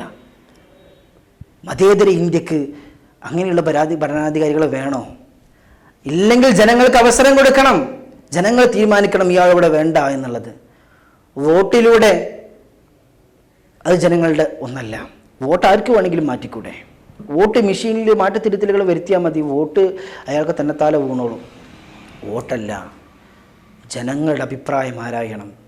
പ്രത്യേക ഗവൺമെൻറ് നിരീക്ഷിച്ചുകൊണ്ട്, ജനങ്ങളെ നിരീക്ഷിച്ചുകൊണ്ട്, ജനങ്ങളോട് കൃത്യമായിട്ട് ഇറങ്ങിച്ചെന്നുകൊണ്ട് ജനങ്ങളോട് ചോദിക്കണം, നിങ്ങൾക്ക് ഭരണാധികാരിയിൽ തൃപ്തിയുണ്ടോ, ഭരണാധികാരിയിൽ തൃപ്തിയുണ്ടോ എന്ന് ചോദിക്കണം. എന്നിട്ട് പറ്റുന്നില്ലെങ്കിൽ ഇറങ്ങിപ്പോകാൻ പറയണം ഭരണാധികാരികളോട്. എന്നിട്ട് നല്ലൊരു ഭരണാധികാരിയെ വെക്കാൻ പഠിക്കണം. അപ്പോഴേ ഇന്ത്യയാകും. ഇന്ത്യയുടെ ഭരണാധിപത്യം അവിടെ നിലനിൽക്കും. തൊട്ടതിനും പിടിച്ചതിനുമൊക്കെ ഇന്ന് നമ്മുടെ മതത്തിലേക്ക് കയറി ചേർത്തുകൊണ്ട് നമ്മുടെ മതത്തെ കുറ്റം പറഞ്ഞുകൊണ്ട് നടക്കുന്ന ഒരുപാട് ആളുകളുണ്ട്.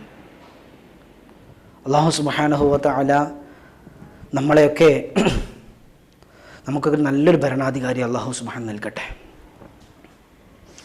അങ്ങനെ ഉമർ ഇബ്നു ഖത്താബ് റളിയല്ലാഹു അൻഹു ഇങ്ങനെ പ്രഭാഷണം നടത്തിക്കൊണ്ടിരിക്കുമ്പോൾ ഉമർ റളിയല്ലാഹു അൻഹു മുഅ്മിനീങ്ങളുടെ വിശ്വാസത്തെ ഒന്ന് ചോദ്യം ചെയ്യാൻ വേണ്ടിക്കൊണ്ട് ഉമർ റളിയല്ലാഹു അൻഹു ചോദിക്കുകയാണ്, ജനങ്ങളെ, ഇപ്പോൾ ഞാൻ നിങ്ങളുടെ ദീനെ വിട്ട് മറ്റൊരു മതത്തിലേക്ക്, മറ്റൊരു ദീനിലേക്ക് പോയാൽ നിങ്ങൾ എന്നെ എന്ത് ചെയ്യുമെന്ന് ഉമർ റളിയല്ലാഹു അൻഹു മിമ്പറിൽ കയറി പ്രസംഗിക്കുമ്പോൾ ചോദിച്ചതാണ് ജനങ്ങളോട്.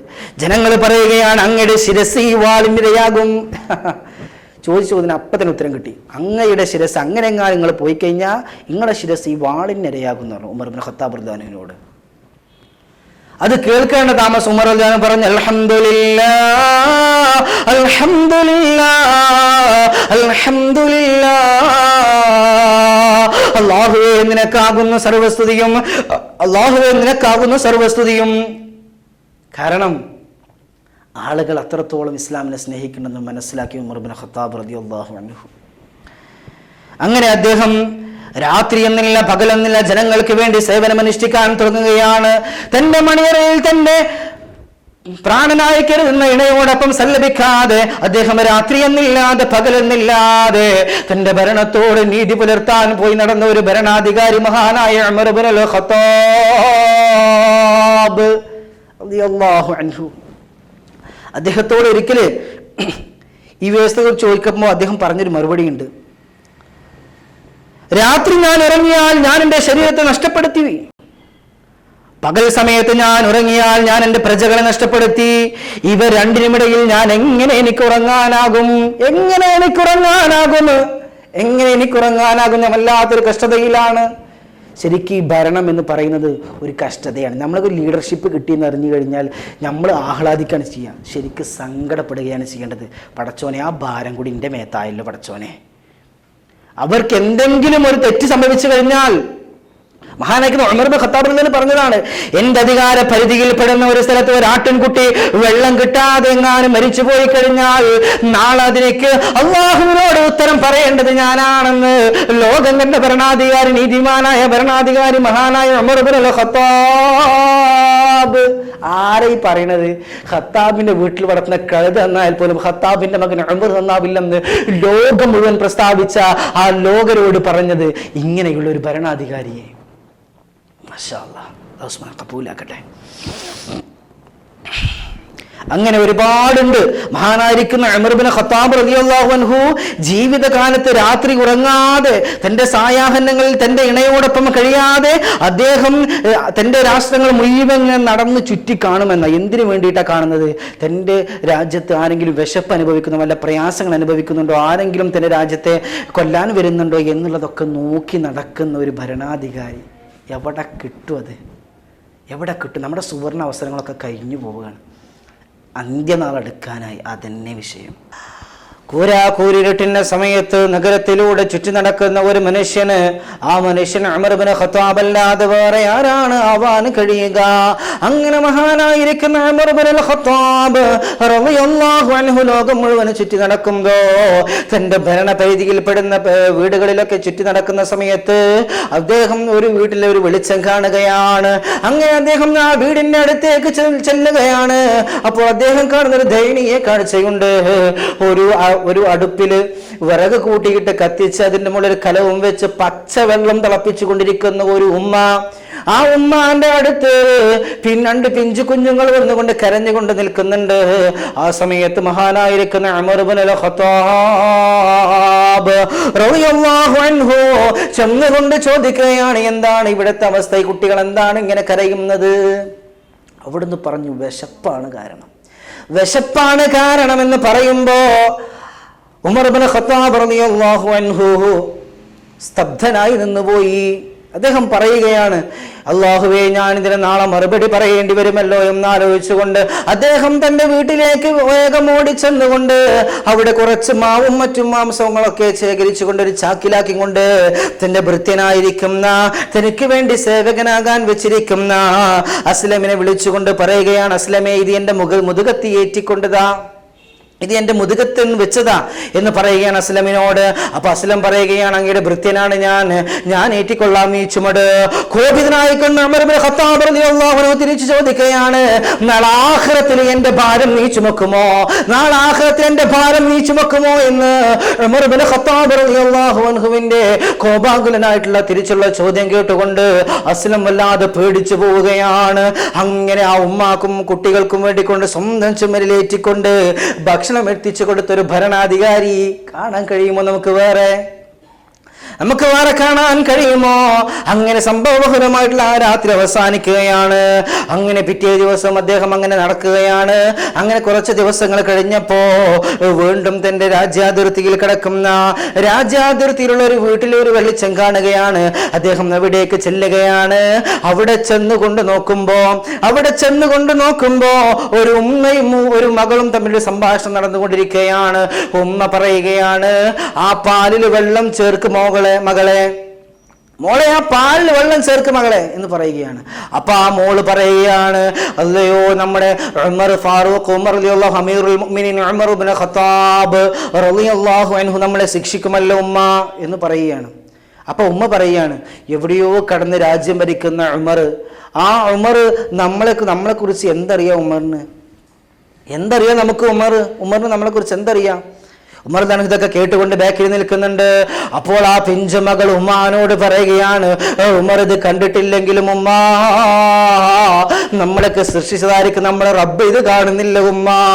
ഒരു ഉമ്മാക്ക് മകള് കൊടുക്കുന്നതായിട്ടുള്ള ഇൽമ് വല്ലാത്തൊരു സന്ദർഭമാണ്.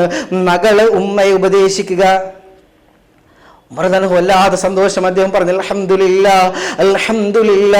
അൽഹംദുലില്ലാ, എന്റെ ഭരണത്തിന്റെ വിജയം ഇത്രത്തോളം ഉണ്ടല്ലോ അദ്ദേഹം പറയുകയാണ്. അങ്ങനെ പിറ്റേ ദിവസമായപ്പോൾ ഉമർ റളിയല്ലാഹു അൻഹു തന്റെ മകനെ വിളിച്ചു കൊണ്ടുവന്ന് ഈ പെൺകുട്ടിയെ മകനെ കൊണ്ട് വിവാഹം കഴിപ്പിച്ചു.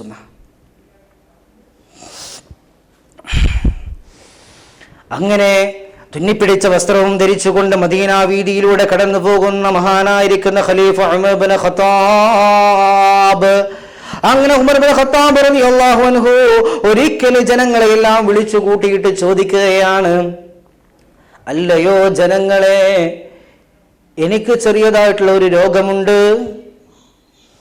ആ രോഗത്തിനേക്ക് ചികിത്സക്കായി അല്പം തേനിന്റെ ആവശ്യമുണ്ട്. അത് ബൈത്തുൽ മാലിലുണ്ട് താനും, അത് ഞാൻ എടുത്തുകൊള്ളട്ടെ എന്ന് ചോദിക്കുമ്പോ ജനങ്ങളെല്ലാം അതിന് സമ്മതം മൂളുകയാണ്. ഇങ്ങനെ ഒരു ഭരണാധികാരിയെ കണ്ടിട്ടുണ്ടോ?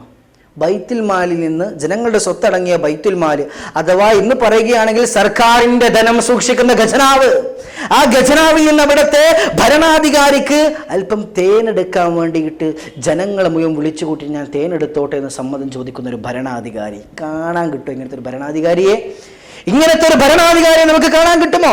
ഇല്ല, കാണാൻ കിട്ടൂല. അങ്ങനെ അദ്ദേഹം വല്ലാതെ എല്ലാ കാര്യത്തിലും സൂക്ഷ്മത പുലർത്തിയിരുന്ന ആളായിരുന്നു മഹാനായിരിക്കുന്ന ഉമർ ഇബ്നു ഖത്താബ് റളിയല്ലാഹു അൻഹു. ജാതി മതഭേദമന്യേ ജനങ്ങളുടെ കാര്യങ്ങൾ അന്വേഷിച്ച് അവർക്ക് വേണ്ട സഹായങ്ങൾ നൽകുന്ന സ്വഭാവമായിരുന്നു മഹാനായ ഉമർ ഇബ്നു ഖത്താബ് റളിയല്ലാഹു അൻഹുവിൻ്റേത്. ഒരിക്കലും മദീന നഗരത്തെ റാന്തൽ ചുറ്റാൻ ഇറങ്ങിയതായിരിക്കുന്ന ഉമർ ഇബ്നു ഖത്താബ് റളിയല്ലാഹു അൻഹു ഒരിക്കലും ഒരു യാചകനെ കാണുകയാണ്. ആ യാചകനോട് ചോദിക്കുകയാണ്, നീ ആരാണ്? നിന്നെ ഇവിടെ കണ്ടിട്ടില്ലല്ലോ. ആ ഒരു ചോദ്യം ചോദിക്കുന്നത് ഭരണാധികാരിക്ക് അയ്യോ, നീ ആരാണ്? നിന്നെ അവിടെ കണ്ടിട്ടില്ലല്ലോ എന്ന് ചോദിക്കണം എന്നുണ്ടെങ്കിൽ ആ നാടിനെ കുറിച്ച് എത്ര ബോധവാനായിരിക്കണം അവിടുത്തെ ഖലീഫ, അവിടുത്തെ ഭരണാധികാരി എത്ര ആഴത്തിൽ പഠിച്ചിരിക്കുന്ന ആളായിരിക്കണം. നമ്മളൊന്ന് ആലോചിച്ച് നോക്കുക. ആ യാചകൻ പറഞ്ഞു, ഞാൻ ഇസ്ലാം മതം സ്വീകരിച്ച ആളൊന്നുമല്ല, ഞാൻ ജൂതമതക്കാരനാണ്. അപ്പോൾ ചോദിക്കണം, ഇവിടെ നിനക്ക് എന്താണ് ആവശ്യം? എന്ന് ചോദിക്കുമ്പോ എൻ്റെ 2 കണ്ണുകളും നഷ്ടപ്പെട്ടു പോയി, ഉപജീവന മാർഗം യാചനയല്ലാതെ വേറൊന്നുമില്ല എന്ന് പറയുമ്പോ അദ്ദേഹം ഉമർ ഇബ്നു ഖത്താബ് റളിയല്ലാഹു അൻഹു അദ്ദേഹത്തെയും കൂട്ടി വീട്ടിലേക്ക് പോയി. എന്നിട്ട് അവിടുത്തെ പാറാവുകാരനോട് പറയുകയാണ്, ഇദ്ദേഹത്തിന് ബൈത്തുൽ മാലിൽ നിങ്ങൾ ഭക്ഷണം കൊടുക്കണം, അദ്ദേഹത്തിന് വേണ്ടതായിട്ടുള്ള എല്ലാതും അദ്ദേഹത്തിനൊക്കെ കൊടുക്കണമെന്ന് പറയുമ്പോ അദ്ദേഹത്തിന് വേണ്ടത് എന്താണോ അത് നിങ്ങൾ കൊടുക്കുക എന്ന് പറയുമ്പോൾ ജാതിയും മതവും നോക്കിയിട്ടല്ല ഉമർ ഇബ്നു ഖത്താബ് റളിയല്ലാഹു അൻഹു ഒരാളെ സഹായിച്ചുകൊണ്ടിരുന്നത്. ഇന്നും അങ്ങനെയല്ല സഹായിച്ചുകൊണ്ടിരിക്കുന്നത്. മുസ്ലിങ്ങളിൽപ്പെട്ട ഒരാളും ജാതി മത നോക്കിയിട്ട് സഹായിക്കാൻ നിൽക്കാൻ പാടില്ല.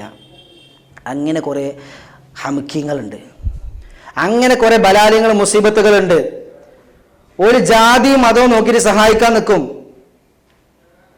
അങ്ങനെ സഹായിക്കാൻ ഇസ്ലാം പഠിപ്പിച്ചിട്ടില്ല. ജാതി മതവും നോക്കിയിട്ടല്ല പഠിപ്പിച്ചിട്ടുള്ളത്. തൻ്റെ വീട്ടിൽ ഭക്ഷണം കഴിക്കുകയാണെങ്കിൽ തൻ്റെ അയൽവാസി ഭക്ഷണം കഴിച്ചിട്ടുണ്ടെങ്കിൽ മാത്രമേ നമുക്ക് കഴിക്കാൻ പറ്റുള്ളൂ. അങ്ങനെ പഠിപ്പിച്ച മതമാണ് ഇസ്ലാം. അല്ലാതെ തൻ്റെ അയൽവാസി ജൂതമതക്കാരനാണ്, ഹിന്ദുവാണ്, ക്രൈസ്തവനാണ് എങ്കിൽ അവനക്ക് കൊടുക്കണ്ട എന്ന് പഠിപ്പിച്ചതല്ല. ആരാണെങ്കിലും തൻ്റെ അയൽവാസി കഴിച്ചിട്ടുണ്ടെങ്കിൽ മാത്രം നീ കഴിക്കണം, ഇല്ലെങ്കിൽ ഇത് കുറ്റക്കാരനാകും എന്ന് പഠിപ്പിച്ച മതമാണ് പരിശുദ്ധമാക്കപ്പെട്ട ഇസ്ലാം. എന്തിന് ഒരാഘോഷം വരുമ്പോൾ തൻ്റെ അയൽവാസിക്ക് ഡ്രസ്സ് എടുത്തിട്ടില്ലെങ്കിൽ അവന്റെ മുന്നിലൂടെ പുതിയ വസ്ത്രമിട്ട് നടക്കരുതെന്ന് പഠിപ്പിച്ച മതമാണ് ഇസ്ലാം. അത്രത്തോളം സൂക്ഷ്മത പാലിക്കുന്ന ഇസ്ലാമിനെ വർഗീയവാദികൾ എന്നൊക്കെ ചിത്രീകരിക്കുമ്പോൾ വളരെയധികം സൂക്ഷിക്കണം. അങ്ങനെ ഒന്ന് പഠിപ്പിച്ച് അങ്ങനെ പ്രവർത്തിക്കുന്നവരാരെങ്കിലും ഉണ്ടെങ്കിൽ അവർ ഇസ്ലാമപ്പെട്ടതല്ല. ഒരാളൊരു തെറ്റ് ചെയ്തിട്ടുണ്ടെങ്കിൽ ഓനല്ല മുസ്ലിം, ഓനല്ല ഇസ്ലാം, ഓൻ ഇസ്ലാം അല്ല. ഒരു വ്യക്തിയാണോ ഇസ്ലാം? അല്ല. ഒരു വ്യക്തി എങ്ങനെയാണ് ഇസ്ലാം ആവുക? ഒരു വ്യക്തി ഒരു തെറ്റ് ചെയ്തിട്ടുണ്ടെങ്കിൽ ആ വ്യക്തിക്ക് മാത്രമാണ് അതിന്റെ പരിഗണന, അല്ലാതെ ഇസ്ലാം മതത്തിനല്ല. ഇസ്ലാം മതം അങ്ങനെ കൽപ്പിച്ചിട്ടില്ല. ഒരു ഹൈന്ദവനായിട്ടുള്ള ഒരാൾ ഒരു തെറ്റ് ചെയ്തിട്ടുണ്ടെങ്കിൽ ആ തെറ്റ് ചെയ്തത് അയാൾ മാത്രമാണ്, അല്ലാതെ ഹൈന്ദവ സമൂഹം മുഴുവനല്ല. ഒരു ക്രൈസ്തവൻ ഒരു തെറ്റ് ചെയ്തിട്ടുണ്ടെങ്കിൽ ആ തെറ്റ് ചെയ്തത് ആ ക്രൈസ്തവന് മാത്രമാണ്, അല്ലാതെ ക്രൈസ്തവ സമൂഹം മുഴുവനല്ല. അതുപോലെ തന്നെ ഇസ്ലാമും അത് ചെയ്ത ഒരാളാണ് തെറ്റ് ചെയ്തെങ്കിൽ അവൻ മാത്രമാണ് അതിന് ഉത്തരവാദി, അല്ലാതെ ഇസ്ലാമിക സമൂഹമല്ല. അവൻ പറഞ്ഞിട്ടുണ്ടോ ഇസ്ലാം ഇങ്ങനെ പറഞ്ഞിട്ടുണ്ട് അതുകൊണ്ടാണ് ഞങ്ങൾ ചെയ്യുന്നതെന്ന്? ഇല്ല. ഇസ്ലാം തീവ്രവാദത്തിന്റെ മതമാണെന്ന് പറഞ്ഞു നടക്കുന്നവരോട് ഒരു കാര്യം സൂചിപ്പിക്കാനുള്ളത്, ഒരാൾ ഒരിക്കലും ഒരു അനുഭവ കഥ എഴുതിയത് ഞാൻ ഒരിക്കലും വായിക്കുകയുണ്ടായി. ആ സ്ഥലത്ത് അയാൾ പറയുന്നുണ്ട്, ഒരു തീവ്രവാദ സംഘടന ഞങ്ങളെ വളയുകയുണ്ടായി. ആ വളഞ്ഞ സമയത്ത് ഞാൻ ക്രിസ്ത്യൻ മതക്കാരനാണ്, ഞാനും എൻ്റെ ഭാര്യയും എൻ്റെ മക്കളും എല്ലാവരും കാറിലുണ്ട്. എന്നിട്ട് അയാൾ ഞങ്ങളോട് ചോദിക്കും, നിങ്ങൾ മുസ്ലിം ആണോ എന്ന്. ഞാൻ പറഞ്ഞു അതെ മുസ്ലിമാണെന്ന് പറഞ്ഞു. ക്രൈസ്തവനായ ഞാൻ മുസ്ലിമാണെന്ന് പറഞ്ഞു. എന്നാൽ നിങ്ങൾ അതിലത്തെ വചനങ്ങളൊന്ന് പറഞ്ഞു തരിക എന്ന് പറഞ്ഞു. ഖുർആനിലെ വചനങ്ങൾ പറഞ്ഞു തരിക. ഞാൻ ക്രൈസ്തവരിൽപ്പെട്ട 2 വചനങ്ങളാണ് പറഞ്ഞു കൊടുത്തു. ക്രൈസ്തവ ബൈബിളിലുള്ള 2 വചനങ്ങൾ പറഞ്ഞു കൊടുത്തു. അയാളത് ശരിവെച്ചു, അയാൾ എന്നെ വിട്ടു. അയാൾ പറയുന്നുണ്ട്, ഒരു മുസ്ലിമായ വ്യക്തിക്ക് ഇത്തരത്തിൽ ജിഹാദ് ചെയ്യാനാവില്ല. അങ്ങനെ ജിഹാദ് ചെയ്യുന്ന മുസ്ലിമല്ല. അവർ ഒരിക്കലെങ്കിലും ആ പരിശുദ്ധമാക്കപ്പെട്ട ഖുർആൻ എടുത്ത് വായിച്ചു നോക്കിയിട്ടുണ്ടെങ്കിൽ, ഓതി നോക്കിയിട്ടുണ്ടെങ്കിൽ, അവൻ ഒരിക്കൽ പോലും ഇത്തരത്തിൽ വാളെടുത്തുകൊണ്ട് പരിചയമെടുത്തുകൊണ്ട് ആളുകളെ കൊല്ലാൻ ഇറങ്ങൂല എന്ന്. അതാണ് നമുക്ക് വേണ്ടത്. ഹിന്ദുവും മുസൽമാനും ക്രൈസ്തവനും എല്ലാവരും ഒരുപോലെ ജീവിക്കുന്ന ഇന്ത്യ, ലോകത്തുള്ള ഭരണാധികാരികൾ ജനങ്ങൾക്ക് വേണ്ടി ഭരിക്കുന്ന ഇന്ത്യ. ഇന്ത്യ എന്ന 2 അക്ഷരം വെറും ഒരു വാക്കല്ല, ഒരു നാടാണ്. വലിയൊരു ജനപ്രവാഹം അടങ്ങിയ വലിയൊരു നാടാണ് ഇന്ത്യ എന്ന് പറയുന്നത്. ആ മഹാരാഷ്ട്രത്തെ ഭരിക്കുന്നവൻ ഒരു തീവ്രവാദിയാകാനോ മറ്റോ സാധിക്കാത്തവനായിരിക്കണം. അത്രക്ക് ക്വാളിറ്റി ഉള്ള ആളെ മാത്രമേ ഏറ്റെടുക്കാൻ കഴിയുകയുള്ളൂ. അങ്ങനെയുള്ളവരെ ഭരണസ്ഥാനത്ത് നിർത്താൻ ഭരണകർത്താക്കൾ ശ്രദ്ധിക്കണം. ഒരാളെ ഒരു ജനങ്ങൾ വോട്ട് ചെയ്ത് ഒരു സ്ഥാനത്ത് എത്തിക്കുന്നുണ്ടെങ്കിൽ ആ സ്ഥാനത്ത് എത്തിക്കുന്ന ആളുടെ മുഴുവൻ ഹിസ്റ്ററിയും പരിശോധിക്കണം. എന്നിട്ട് അയാൾ അതിന് അർഹനാണെങ്കിൽ മാത്രം കയറ്റണം. അല്ലാതെ സ്വന്തം ജാതി മുന്നിൽ നിർത്തി കൊണ്ട് ഭരണം നടത്തുന്ന ആളുകളെ നിർത്താൻ പറ്റൂല. അത് ഇന്നെങ്കിലും പഠിച്ചാൽ നന്ന്. അങ്ങനെ നമ്മൾക്ക് നമ്മുടെ വിഷയത്തിലേക്ക് തിരിച്ചു വരാം. മഹാനായിരിക്കുന്ന ഉമർ ഇബ്നു ഖത്താബ് റളിയല്ലാഹു അൻഹു, ഒരുപാട് സംഭവ വികാസങ്ങൾ അടങ്ങിയതാണ് ഉമർ ഇബ്നു ഖത്താബ് റളിയല്ലാഹു അൻഹുവിന്റെ ഭരണം എന്ന് പറയുന്നത്. ഒരിക്കൽ ഒരു സഹാബി ഇങ്ങനെ നടന്നു പോകുമ്പോൾ ഇരുട്ടിന്റെ മറവിൽ ഒരാൾ ഇങ്ങനെ നടന്നു പോകുന്നത് കണ്ടു. ഇരുട്ടിന്റെ മറവിൽ ഒരാൾ നടന്നു പോകുന്നത് കണ്ടു. അയാൾ ഒരു വീട്ടിലേക്ക് കയറിപ്പോയി. കുറച്ച് സമയം ഈ സ്വഹാബത്ത് കാത്തുന്നു, ആരാണ് ഇതിങ്ങനെ പോകുന്നത്? മറ്റൊരു വീട്ടിലേക്ക് ഇറങ്ങിപ്പോവുക. കുറച്ചു കഴിഞ്ഞ ശേഷം അതിൽ നിന്ന് ഒരാൾ തിരിച്ചു വന്നു. അത് വെളിച്ചത്തിൽ നോക്കുമ്പോൾ അത് വേറെ ആരുമല്ല, മഹാനായിരിക്കുന്ന ഉമർ ബിൻ ഖത്താബ് റളിയല്ലാഹു അൻഹു ആണ്. ഇയാൾ വല്ലാതെ പരിഭ്രമിച്ചു പോയി. എന്താണ് ഉമർ റളിയല്ലാഹു അൻഹു വീട്ടിൽ ചെയ്യുന്നത്? ചെന്ന് നോക്കി, കതക് മുട്ടിയപ്പോൾ, ആ വീടിന്റെ കതക് മുട്ടിയപ്പോൾ ഒരു സ്ത്രീയുടെ ശബ്ദം. ഉറപ്പിച്ചു ഇത് എന്തോ മറ്റെന്തോ വേറെന്തോ ആണ്, ഇത് മറ്റെന്തോ ആണ് എന്ന് ഉറപ്പിച്ചു. പക്ഷേ അവിടെ ചെന്ന് നോക്കുമ്പോ അയാൾ കതക് തുറന്നു. ആ സ്ത്രീ കതക് തുറന്നു നോക്കുമ്പോ ഈ സ്ത്രീ കിടപ്പിൽ അവശനായ നിലയിൽ ഇങ്ങനെ കിടക്കുകയാണ്. അപ്പോ ചോദിക്കുകയാണ്, ഇവിടെ വന്നിരുന്ന ആൾ എന്തിനാണ് ഇവിടെ വന്നതെന്ന് ചോദിക്കുകയാണ്. അപ്പോൾ അവിടുന്ന് പറഞ്ഞു, എനിക്കറിയില്ല, അയാൾ ആരാണെന്ന് പോലും എനിക്കറിയില്ല. അമീറുൽ മുഅ്മിനീന വന്നത്. ആ സ്ഥാനപ്പേര് വേറെ ആർക്കും ഇല്ല. അമീറുൽ മുഅ്മിനീൻ എന്നുള്ള സ്ഥാനപ്പേര് അത് ഉമർ ബിൻ ഖത്താബ് റളിയല്ലാഹു അൻഹു മാത്രം അവകാശപ്പെട്ട സ്ഥാനപ്പേരാ. മാഷാ അല്ലാഹ്. അങ്ങനെ ഈ ആളെന്തിനാണ് ഇവിടെ വന്നതെന്ന് ചോദിക്കുമ്പോ ആ സ്ത്രീ പറയും, എനിക്കറിയില്ല, അയാൾ ആരാണെന്ന് പോലും എനിക്കറിയില്ല. രാത്രി വരും, ഞാൻ വിസർജിച്ചതായിരിക്കുന്ന വിസർജ്യങ്ങൾ ഒഴിവാക്കി തരും. ഞാൻ ഈ കിടക്കയിൽ നിന്ന് എനിക്ക് എണീക്കാൻ കഴിയില്ല, അതുകൊണ്ട് അയാൾ ഞാൻ വിസർജിച്ചിരിക്കുന്ന വിസർജ്യങ്ങൾ ക്ലീനാക്കി വൃത്തിയാക്കി തരും.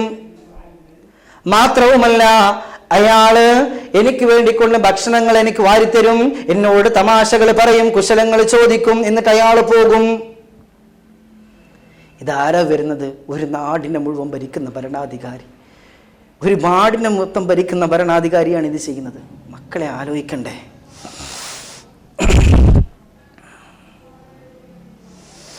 അങ്ങനെ ഒരിക്കലൊരു രാത്രി ഇതുപോലെ ഒരുപാട് സംഭവങ്ങൾ ഉണ്ടായിട്ടുള്ളതാണ് മഹാനായിരിക്കുന്ന ഉമർ ബിൻ ഖത്താബ് റളിയല്ലാഹു അൻഹുവിന്റെ ഭരണകാലത്ത്. അങ്ങനെ ഒരു സംഭവബഹുലമായിട്ടുള്ള ഒരു രാത്രി ഉണ്ടായി. മഹാനായിരിക്കുന്ന ഉമർ ബിൻ ഖത്താബ് റളിയല്ലാഹു അൻഹു ഒരു വീട്ടിൽ നിന്ന് ഒരു കരച്ചിൽ കേൾക്കുകയാണ്, ദയനീയമായിട്ടുള്ള ഒരു കരച്ചില്. ആ സ്ത്രീ സ്വന്തം പ്രസവ വേദന കൊണ്ട് പുളയുകയാണ് അവിടെ കിടന്നിട്ട്. അങ്ങനെ ഉറക്കമൊഴിച്ചിരിക്കുന്ന മഹാനായ ഖലീഫ ഉമർ റളിയല്ലാഹു അൻഹുവിന്റെ കാതുകളിലേക്കും ഇതിന്റെ സ്വരങ്ങൾ എത്തിച്ചേരുകയാണ്. അദ്ദേഹം വൈകാതെ ഉമർ ഇബ്നു ഖത്താബ് റളിയല്ലാഹു അൻഹു തന്റെ പത്നിയെയും വിളിച്ചുകൊണ്ട് അതിനുള്ളതായിരിക്കുന്ന സാധന സാമഗ്രികളും കയ്യിൽ കരുതിക്കൊണ്ട് ആ സംഭവ സ്ഥലത്തെത്തി. എന്നിട്ടോ ഭക്ഷണ വസ്തുക്കളും പ്രസവ ശുശ്രൂഷക്കായിട്ടുള്ള വസ്തുക്കളും കൂടെ കരുതിക്കൊണ്ടാണ് അദ്ദേഹം പോയത്. അങ്ങനെ എഴുതിക്കൊണ്ട് ഉമർ റളിയല്ലാഹു അൻഹുവിന്റെ പത്നി ഉമ്മു കുൽസൂം റളിയല്ലാഹു അൻഹ മഹദി പ്രസവ ശുശ്രൂഷകളെല്ലാം നടത്തി. കുട്ടി പ്രസവിച്ചു എന്ന് മനസ്സിലായി. അങ്ങനെ കുട്ടി പ്രസവിച്ചുകൊണ്ടിരിക്കുമ്പോൾ പുറത്ത് ഉമർ റളിയല്ലാഹു അൻഹു ആ സ്ത്രീയുടെ ഭർത്താവുമായിട്ട് വർത്തമാനം പറഞ്ഞുകൊണ്ടിരിക്കുകയാണ്. ആ സമയത്ത് ഉമ്മു കുൽസൂം റളിയല്ലാഹു അൻഹാ അമീറുൽ മുഅ്മിനീനായ ഉമർ റളിയല്ലാഹു അൻഹുവിനോട് പറയുകയാണ്, ഏ അമീറുൽ മുഅ്മിനീൻ, നിങ്ങളുടെ സുഹൃത്ത് ഒരു ആൺകുഞ്ഞിന് ജന്മം നൽകിയിരിക്കുന്നു, നിങ്ങളുടെ സുഹൃത്തിന്റെ ഭാര്യ ഒരാൺകുഞ്ഞിന് ജന്മം നൽകിയിട്ടുണ്ട് എന്ന് പറയുകയാണ്. മാഷാ അല്ലാഹ്. ഈ ഒപ്പം ഇരുന്ന ആള് തൻ്റെ കൂടെ ഇത്ര നേരം വർത്തമാനം പറഞ്ഞിരുന്നത് അമീറുൽ മുഅ്മിനാണ് എന്നറിഞ്ഞപ്പോ ആ ഒരു സന്തോഷത്തിന് ഒരു പേടി, ഒരു വിഭ്രാന്തിയിലൊക്കെ അദ്ദേഹം തനിക്ക് ജനിച്ച ആൺകുഞ്ഞിന്റെ സന്തോഷത്തെ മറന്നുപോയി എന്ന അത്രത്തോളം സ്നേഹിക്കാൻ പ്രജകളെ സ്നേഹിച്ചിരുന്ന ആളായിരുന്നു മഹാനായിരിക്കുന്ന ഉമർ ഇബ്നു ഖത്താബ് റളിയല്ലാഹു അൻഹു. പ്രജകളോട് എന്തൊരു സ്നേഹമുള്ള ഖലീഫയായിരുന്നു എന്നറിയോ. അദ്ദേഹമാണ്, നമുക്കറിയാം, മഹാനായിരിക്കുന്ന ഉമർ ഇബ്നു ഖത്താബ് റളിയല്ലാഹു അൻഹുവിന്റെ നിർദ്ദേശപ്രകാരമാണ് മുസൈലിമയുമായിട്ടുള്ള യുദ്ധത്തിന് അബൂബക്കർ സിദ്ദീഖ് റളിയല്ലാഹു അൻഹു ഭരണം നടത്തിയിരുന്ന കാലത്ത് മുസൈലിമ കള്ളപ്രവാചകനായ യമനിൽ നിന്ന് വന്നു കഴിഞ്ഞിട്ടുള്ള മുസൈലിമ എന്ന് പറയപ്പെടുന്ന കള്ളപ്രവാചകന്റെ അനുയായികളോട് എതിരിട്ടപ്പോൾ ഒരുപാട് ഖുർആൻ മനഃപ്പാഠമുള്ള ആളുകൾ ഷഹീദായപ്പോ ഖുർആൻ ഇങ്ങനെ നശിച്ചും ഖുർആൻ ഇങ്ങനെ അറിയാത്ത ആളുകൾ വരുമല്ലോ. ഖുർആൻ മനഃപ്പാഠമുള്ള ആളുകൾ മരിച്ചു പോയി കഴിഞ്ഞാൽ ഖുർആൻ പിന്നെ ബാക്കിയുള്ള ആളുകൾക്ക് ഓതണ്ടേ. അന്നുള്ള ആളുകൾ നബി സല്ലല്ലാഹു അലൈഹി വസല്ലം നേരിട്ട് കേൾക്കും. ചിലപ്പോൾ എല്ലുമ്മേ അല്ലെങ്കിൽ വല്ല ഈന്തപ്പരനാരിലൊക്കെ എഴുതി വെച്ച് അവരത് മനഃപ്പാടമാക്കി ഓലും മനഃപ്പാടാക്കണം. നമുക്കൊക്കെ മനഃപ്പാടാവുക എന്ന് പറഞ്ഞാൽ പടച്ചോനെ അതിനേക്കാൾ അടങ്ങേറ് വേറല്ലേ. നമ്മളെ മക്കളൊക്കെ അയക്കുക എന്ന് പറയുമ്പോൾ ചില മാതാപിതാക്കൾ എൻ്റെ കുട്ടിന് അതിനൊന്നും കിട്ടൂല, എൻ്റെ കുട്ടി എൻ്റെ ഒപ്പം നിൽക്കാനുള്ളതാണ് എന്നുള്ള ചിന്തയാണ്. ശരിക്കും വേണ്ട ആ ചിന്ത ഉണ്ടെങ്കിൽ ആ കുട്ടീനെ ഹാഫിലാക്കാൻ കൊണ്ടേക്കല്ലേ വേണ്ടത്. മാഷാ അല്ലാഹ്, അല്ലാഹു സുബ്ഹാനഹു തൗഫീഖ് നൽകട്ടെ. നമ്മുടെ മക്കളൊക്കെ അല്ലാഹു സുബ്ഹാനഹു തആല സ്വാലിഹീങ്ങളായ മക്കളാക്കി തരട്ടെ, ഹാഫിളീങ്ങളാക്കി തരട്ടെ. അങ്ങനെ മഹാനായിരിക്കുന്ന ഉമർ ഇബ്നു ഖത്താബ് റളിയല്ലാഹു അൻഹു നിർദ്ദേശപ്രകാരമാണ് അബൂബക്കർ സിദ്ദീഖ് റളിയല്ലാഹു അൻഹു ഖുർആൻ ക്രോഡീകരിക്കാനുള്ള നിർദ്ദേശം നൽകിയത്.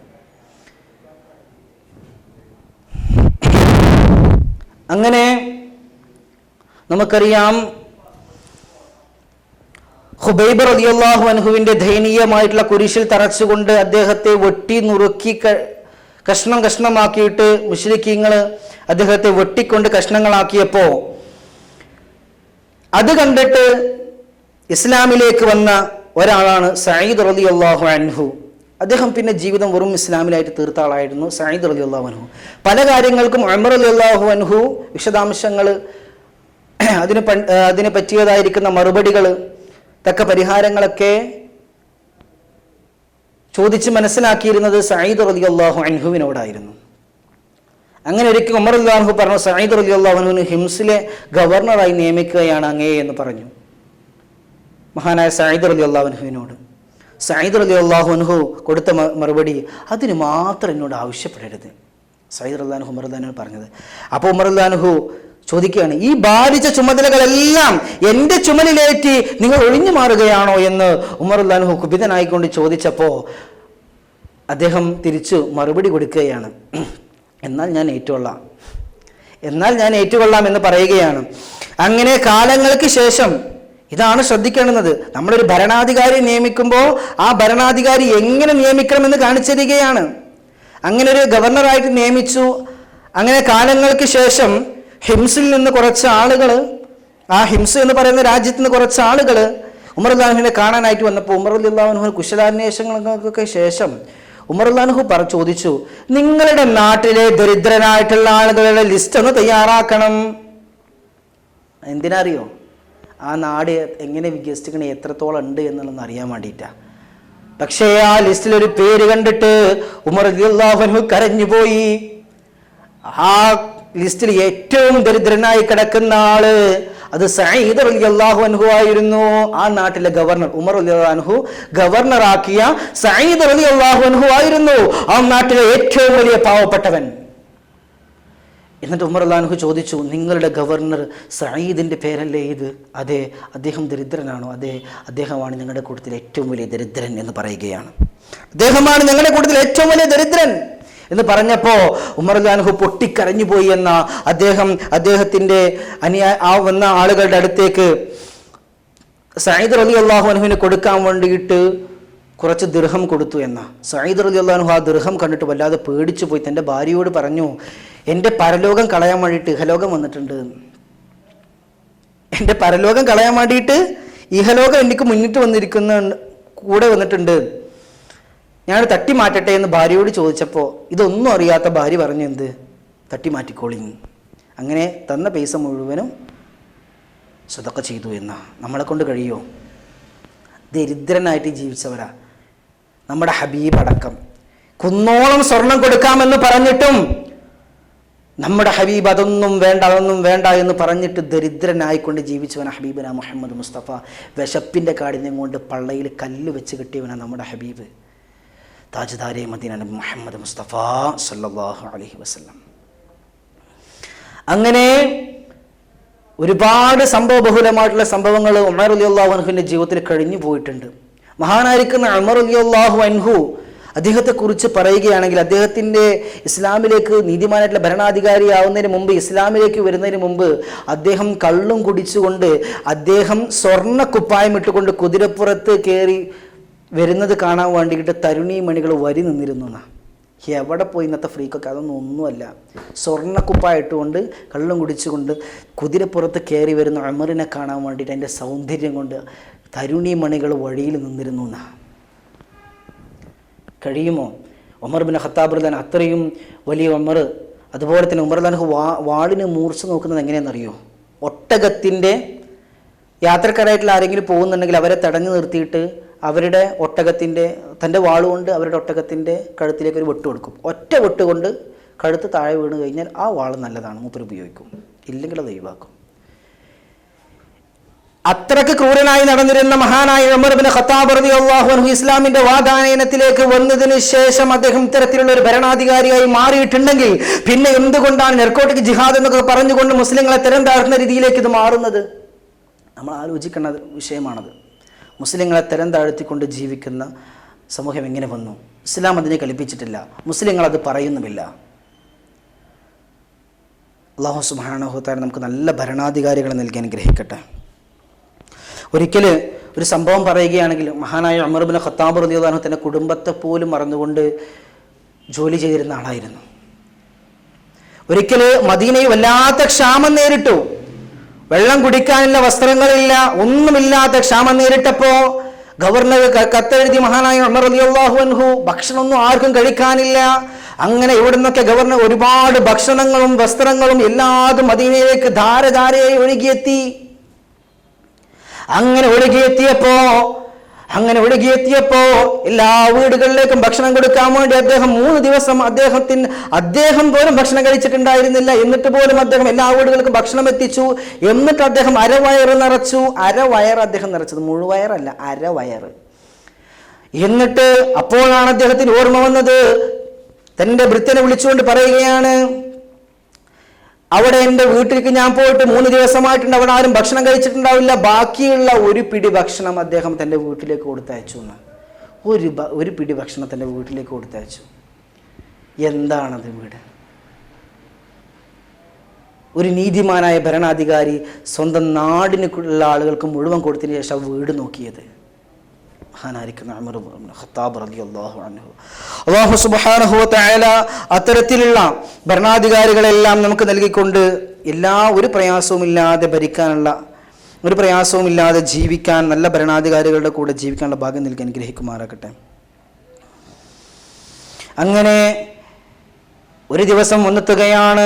10 വർഷങ്ങൾ പിന്നിട്ടതിന് ശേഷം ഉമർ ഇബ്നു ഖത്താബ് റളിയല്ലാഹു അൻഹുവിന്റെ മരണത്തിന്റെ ദിവസം വരികയാണ്. അബൂ ലുഅ്ലുഅത്ത് എന്ന് പറയപ്പെടുന്ന ആള് ഉമർ റളിയല്ലാഹു അൻഹുവിനെ കടാര കൊണ്ട് കുത്തിയിറക്കി. ഇരുതല മൂർച്ചയുള്ള കടാര. ആ കടാരമ്മ വിഷം കുത്തി വെച്ചിട്ടുണ്ടായിരുന്നു. അങ്ങനെ ഉമർ റളിയല്ലാഹു അൻഹു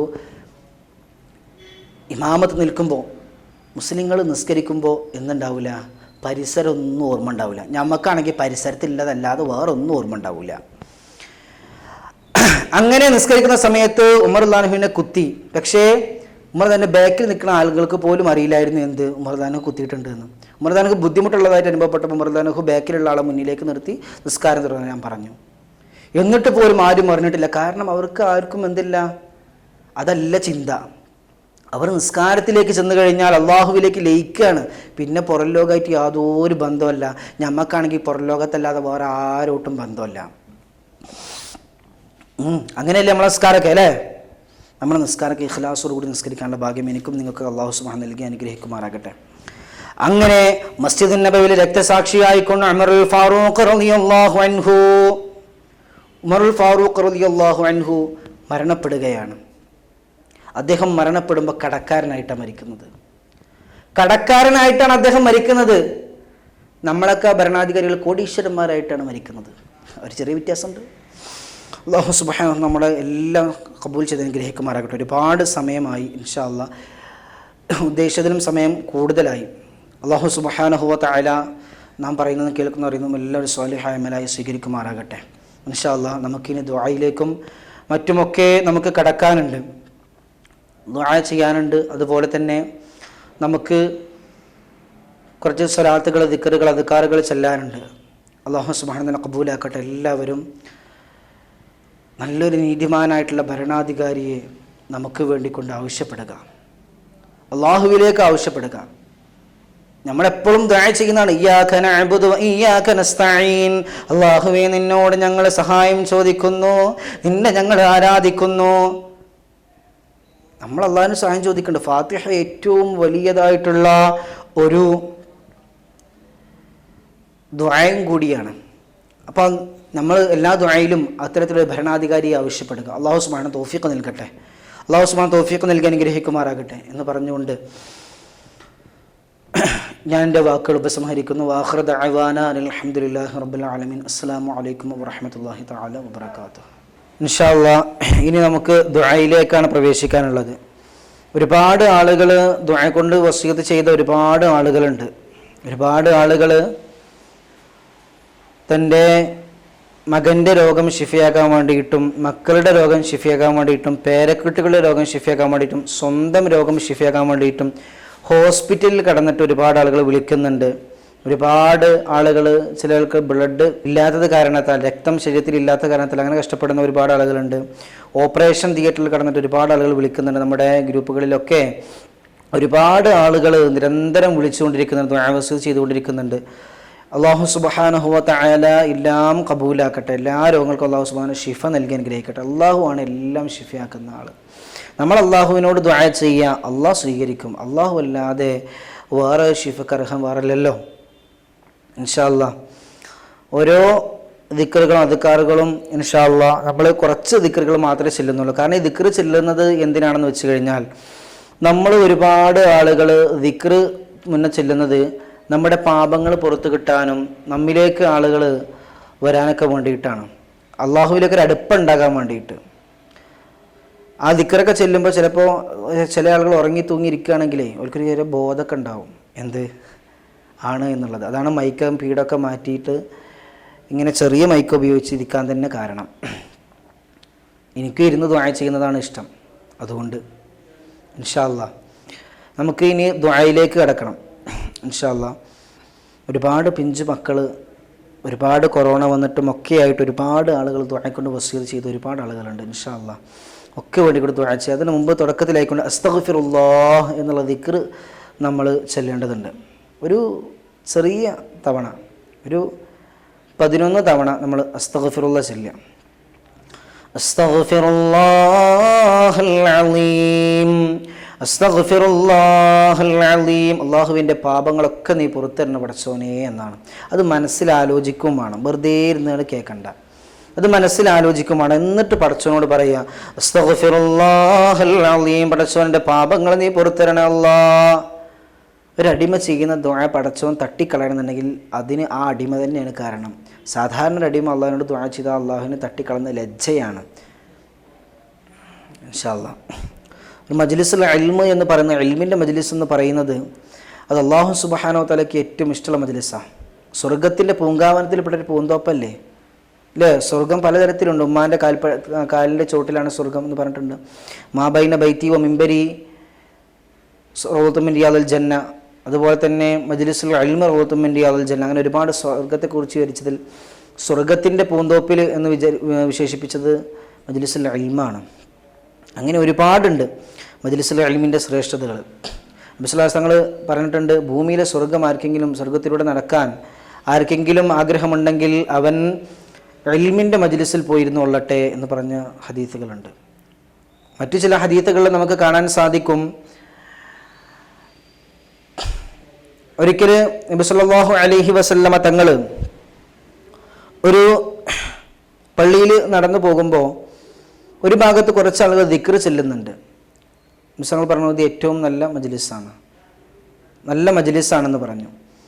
കുറച്ച് ആളുകൾ അപ്പുറത്തിരുന്നു കൊണ്ട്, കൂട്ടമായിട്ടിരുന്നു കൊണ്ട് ഇൽമ് പറഞ്ഞു കൊടുക്കുന്നുണ്ട് പല ആളുകൾക്കും. മുസ്ലിങ്ങൾ പറഞ്ഞു, ഇതാണ് ഏറ്റവും നല്ല മജ്ലിസ് എന്ന് പറയുക മാത്രമല്ല നബി സല്ലല്ലാഹു അലൈഹി വസല്ലമ തങ്ങൾ അതിൽ ഇരിക്കുകയും ചെയ്തിട്ടുണ്ട്. വല്ലാത്ത ഒരവസ്ഥയാണ് മജ്ലിസിൻ്റെ ഇൽമ്.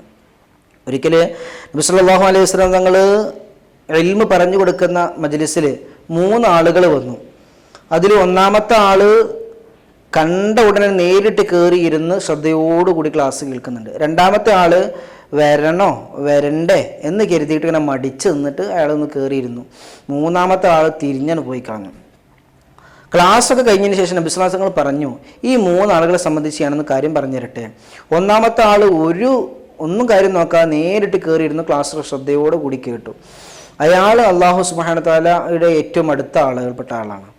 രണ്ടാമത്തെ ആൾ സംശയിച്ചിങ്ങനെ നിന്നു, അവൻ്റെ കാര്യത്തിൽ പടച്ചോന് സംശയത്തിലാണ്.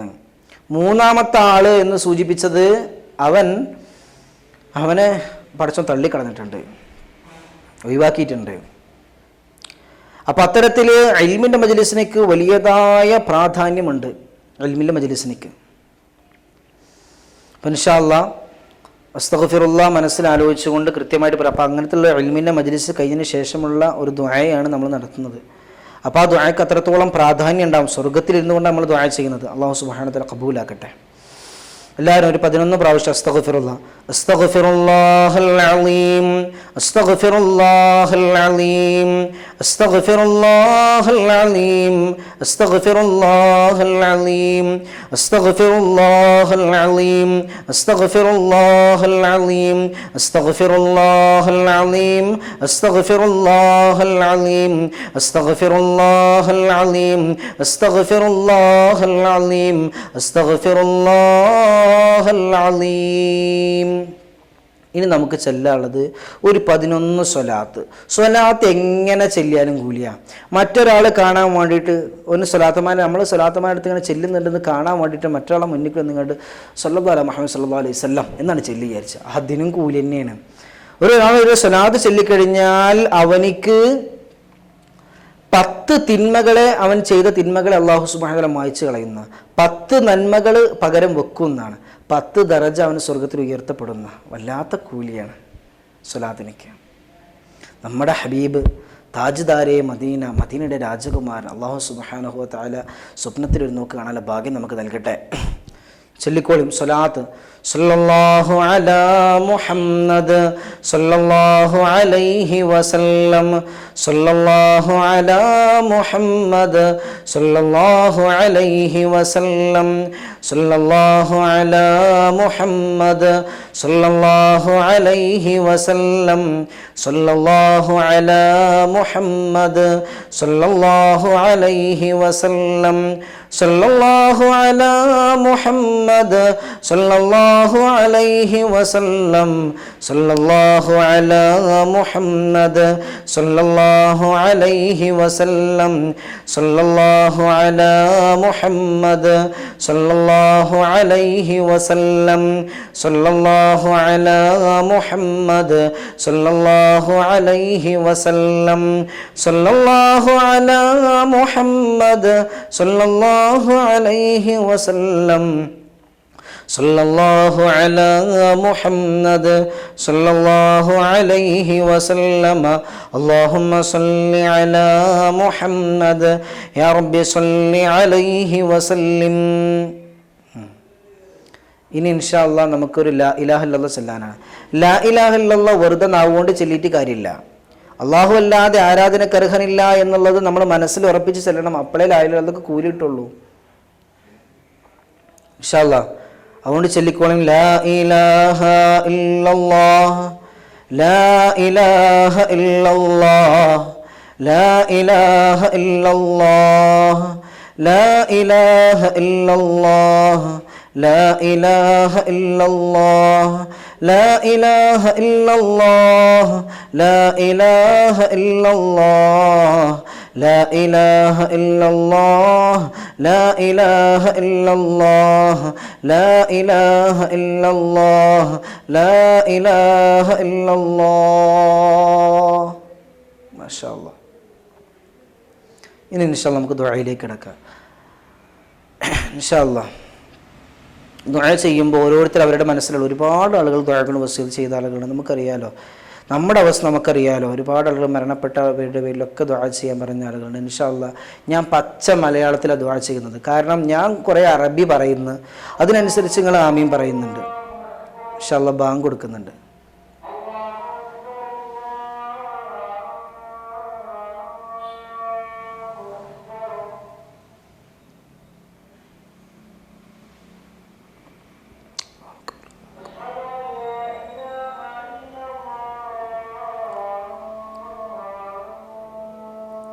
أشهد أن لا إله إلا الله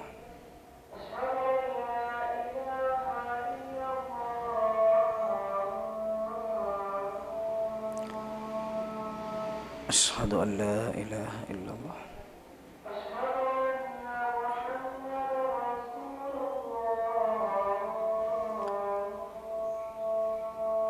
أشهد أن محمد رسول الله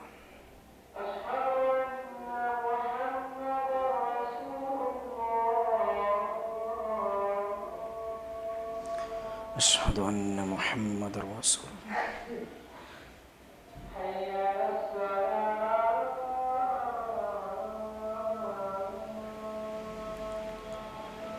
لا حول ولا قوة إلا بالله.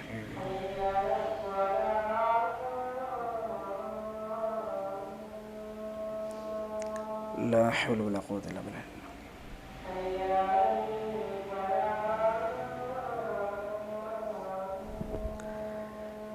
لا حول ولا قوة إلا بالله.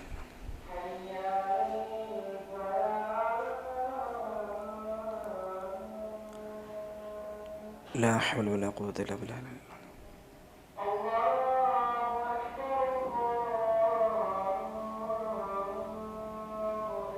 الله أكبر الله أكبر.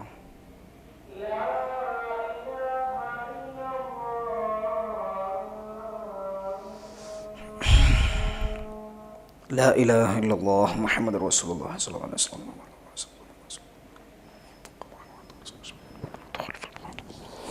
ഇൻഷാ അല്ലാഹ് ഇനി നമുക്ക് ദുആയിലേക്ക് കടക്കാൻ പോകണം. പച്ച മലയാളത്തിലാണ് ഞാൻ ദുആ ചെയ്യുക. ഞാൻ കുറേ അറബി പറഞ്ഞ് നിങ്ങൾ ആമീൻ പറഞ്ഞിട്ട് കാര്യമില്ല. നിങ്ങൾക്കൊന്നും മനസ്സിലാവില്ല, എനിക്ക് മനസ്സിലായപ്പോൾ നിങ്ങൾക്ക് മനസ്സിലാവില്ല. അപ്പോൾ പച്ച മലയാളത്തിൽ ഞാൻ ദുആ ചെയ്യുമ്പോൾ അതിന് കൃത്യമായി കൂടെ മനസ്സറിഞ്ഞുകൊണ്ട് ആമീൻ പറയുക. അല്ലാഹു സുബ്ഹാനഹു തൗഫീഖ് നൽകട്ടെ. ഈ ദുആ ചെയ്യുന്ന ആൾ വലിപ്പം നോക്കണ്ട. ദുആ ചെയ്യുന്ന ആളുകളല്ല, ആമീൻ പറയുന്ന ആളുകളുടെ മനസ്സിലെ ഉദ്ദേശമാണ് അല്ലാഹു സുബ്ഹാനഹു വതആല ഖബൂലാക്കുക ഇൻഷാ അല്ലാഹ്. إلى حضرة حبيبنا وسيدنا محمد مصطفى صلى الله عليه وسلم. الفاتحة. أعوذ بالله من الشيطان الرجيم. بسم الله الرحمن الرحيم. الحمد لله رب العالمين الرحمن الرحيم مالك يوم الدين إياك نعبد وإياك نستعين اهدنا الصراط المستقيم صراط الذين أنعمت عليهم غير المغضوب عليهم ولا الضالين رب اغفر لي. آمين. بسم الله الرحمن الرحيم. قل هو الله أحد الله الصمد لم يلد ولم يولد ولم يكن له كفوا أحد. بسم الله الرحمن الرحيم. قل هو الله أحد الله الصمد لم يلد ولم يولد ولم يكن له كفوا أحد. بسم الله الرحمن الرحيم. قل هو الله أحد الله الصمد لم يلد ولم يولد ولم يكن له كفوا أحد. بسم الله الرحمن الرحيم. قل أعوذ برب الفلق من شر ما خلق ومن شر غاسق إذا وقب ومن شر النفاثات في العقد ومن شر حاسد إذا حسد. بسم الله الرحمن الرحيم. قل أعوذ برب الناس ملك الناس إله الناس من شر الوسواس الخناس الذي يوسوس في صدور الناس من الجنة والناس. إن شاء الله എല്ലാവരും ആത്മാർത്ഥമായിക്കൊണ്ട് ആമീൻ പറയുക ഇൻഷാ അല്ലാഹ്. آمين آمين. الحمد لله رب العالمين حمدا يوافي نعمه ويكافئ مزيده. اللهم صل على رسولك سيدنا وحبيبنا وهادينا ومرشدنا تاجدار مدينة نبي محمد مصطفى. تاجدار مدينة نبي محمد مصطفى.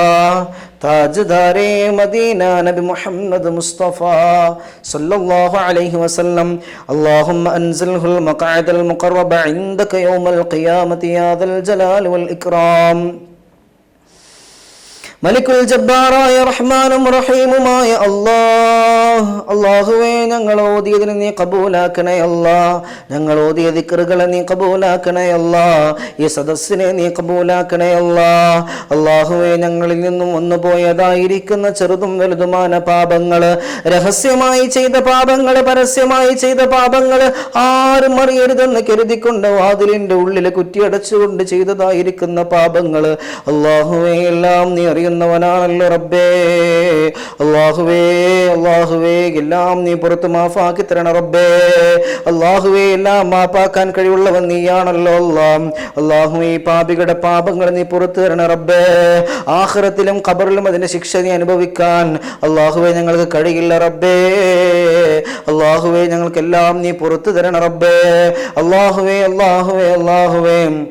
ഞങ്ങളുടെ മനസ്സിലുള്ളതായിരിക്കുന്ന സർവ്വവിധ സകലമായ ഹലാലായ മുറാദുകളെയും നീ ഹാസിലാക്കി തരണേ അല്ലാഹുവേ. അല്ലാഹുവേ, ഞങ്ങളുടെ ബന്ധപ്പെട്ടവരുടെ എല്ലാവരുടെയും ഹലാലായ മുറാദുകളെയും നീ ഹാസിലാക്കി നൽകണേ അല്ലാഹുമ്മ ഹസ്സിൽ ഹലാലം മുറാദനാ വമുറാദ ആബായിനാ വമുറാദ ഉമ്മഹാതിനാ വമുറാദ അഖാരിബനാ വമുറാദ ജിറാനിനാ വമുറാദ മൻ ലഹു തഅല്ലഖു ബിനാ യാ മുഹസ്സിലൽ മുറാദാത്ത്. അല്ലാഹുവേ അല്ലാഹുവേ അല്ലാഹുവേ, ഞങ്ങളുടെ എല്ലാവരെയും പടച്ച തമ്പുരാനെ എന്തൊക്കെ രോഗങ്ങൾ ഞങ്ങളുടെ ശരീരത്തിലുണ്ട് റബ്ബേ, അതെല്ലാം നീ അറിയുന്നവനാണല്ലോ റബ്ബേ. ഒരു ക്യാൻസർ ഒരാൾക്കുണ്ടെങ്കിൽ അതിന്റെ 15 വർഷങ്ങൾക്ക് മുമ്പ് അയാളുടെ ശരീരത്തിലെ അംശങ്ങൾ തുടങ്ങുമെന്നാണ് സാധാരണ. അല്ലാഹുവേ, അത്തരത്തിൽ മാരകപരമായിട്ടുള്ള രോഗങ്ങളെ കൊണ്ട് ഞങ്ങളെ നീ പരീക്ഷിക്കല്ലോ അല്ലാഹുവേ, ഞങ്ങളെ നീ പരീക്ഷിക്കല്ലോ അല്ലാഹുവേ. രോഗത്തിന്റെ പേര് കേൾക്കുമ്പോഴേക്ക് ബോധം കെടുന്ന തരത്തിൽ ഞങ്ങളെ നീ ആക്കില്ല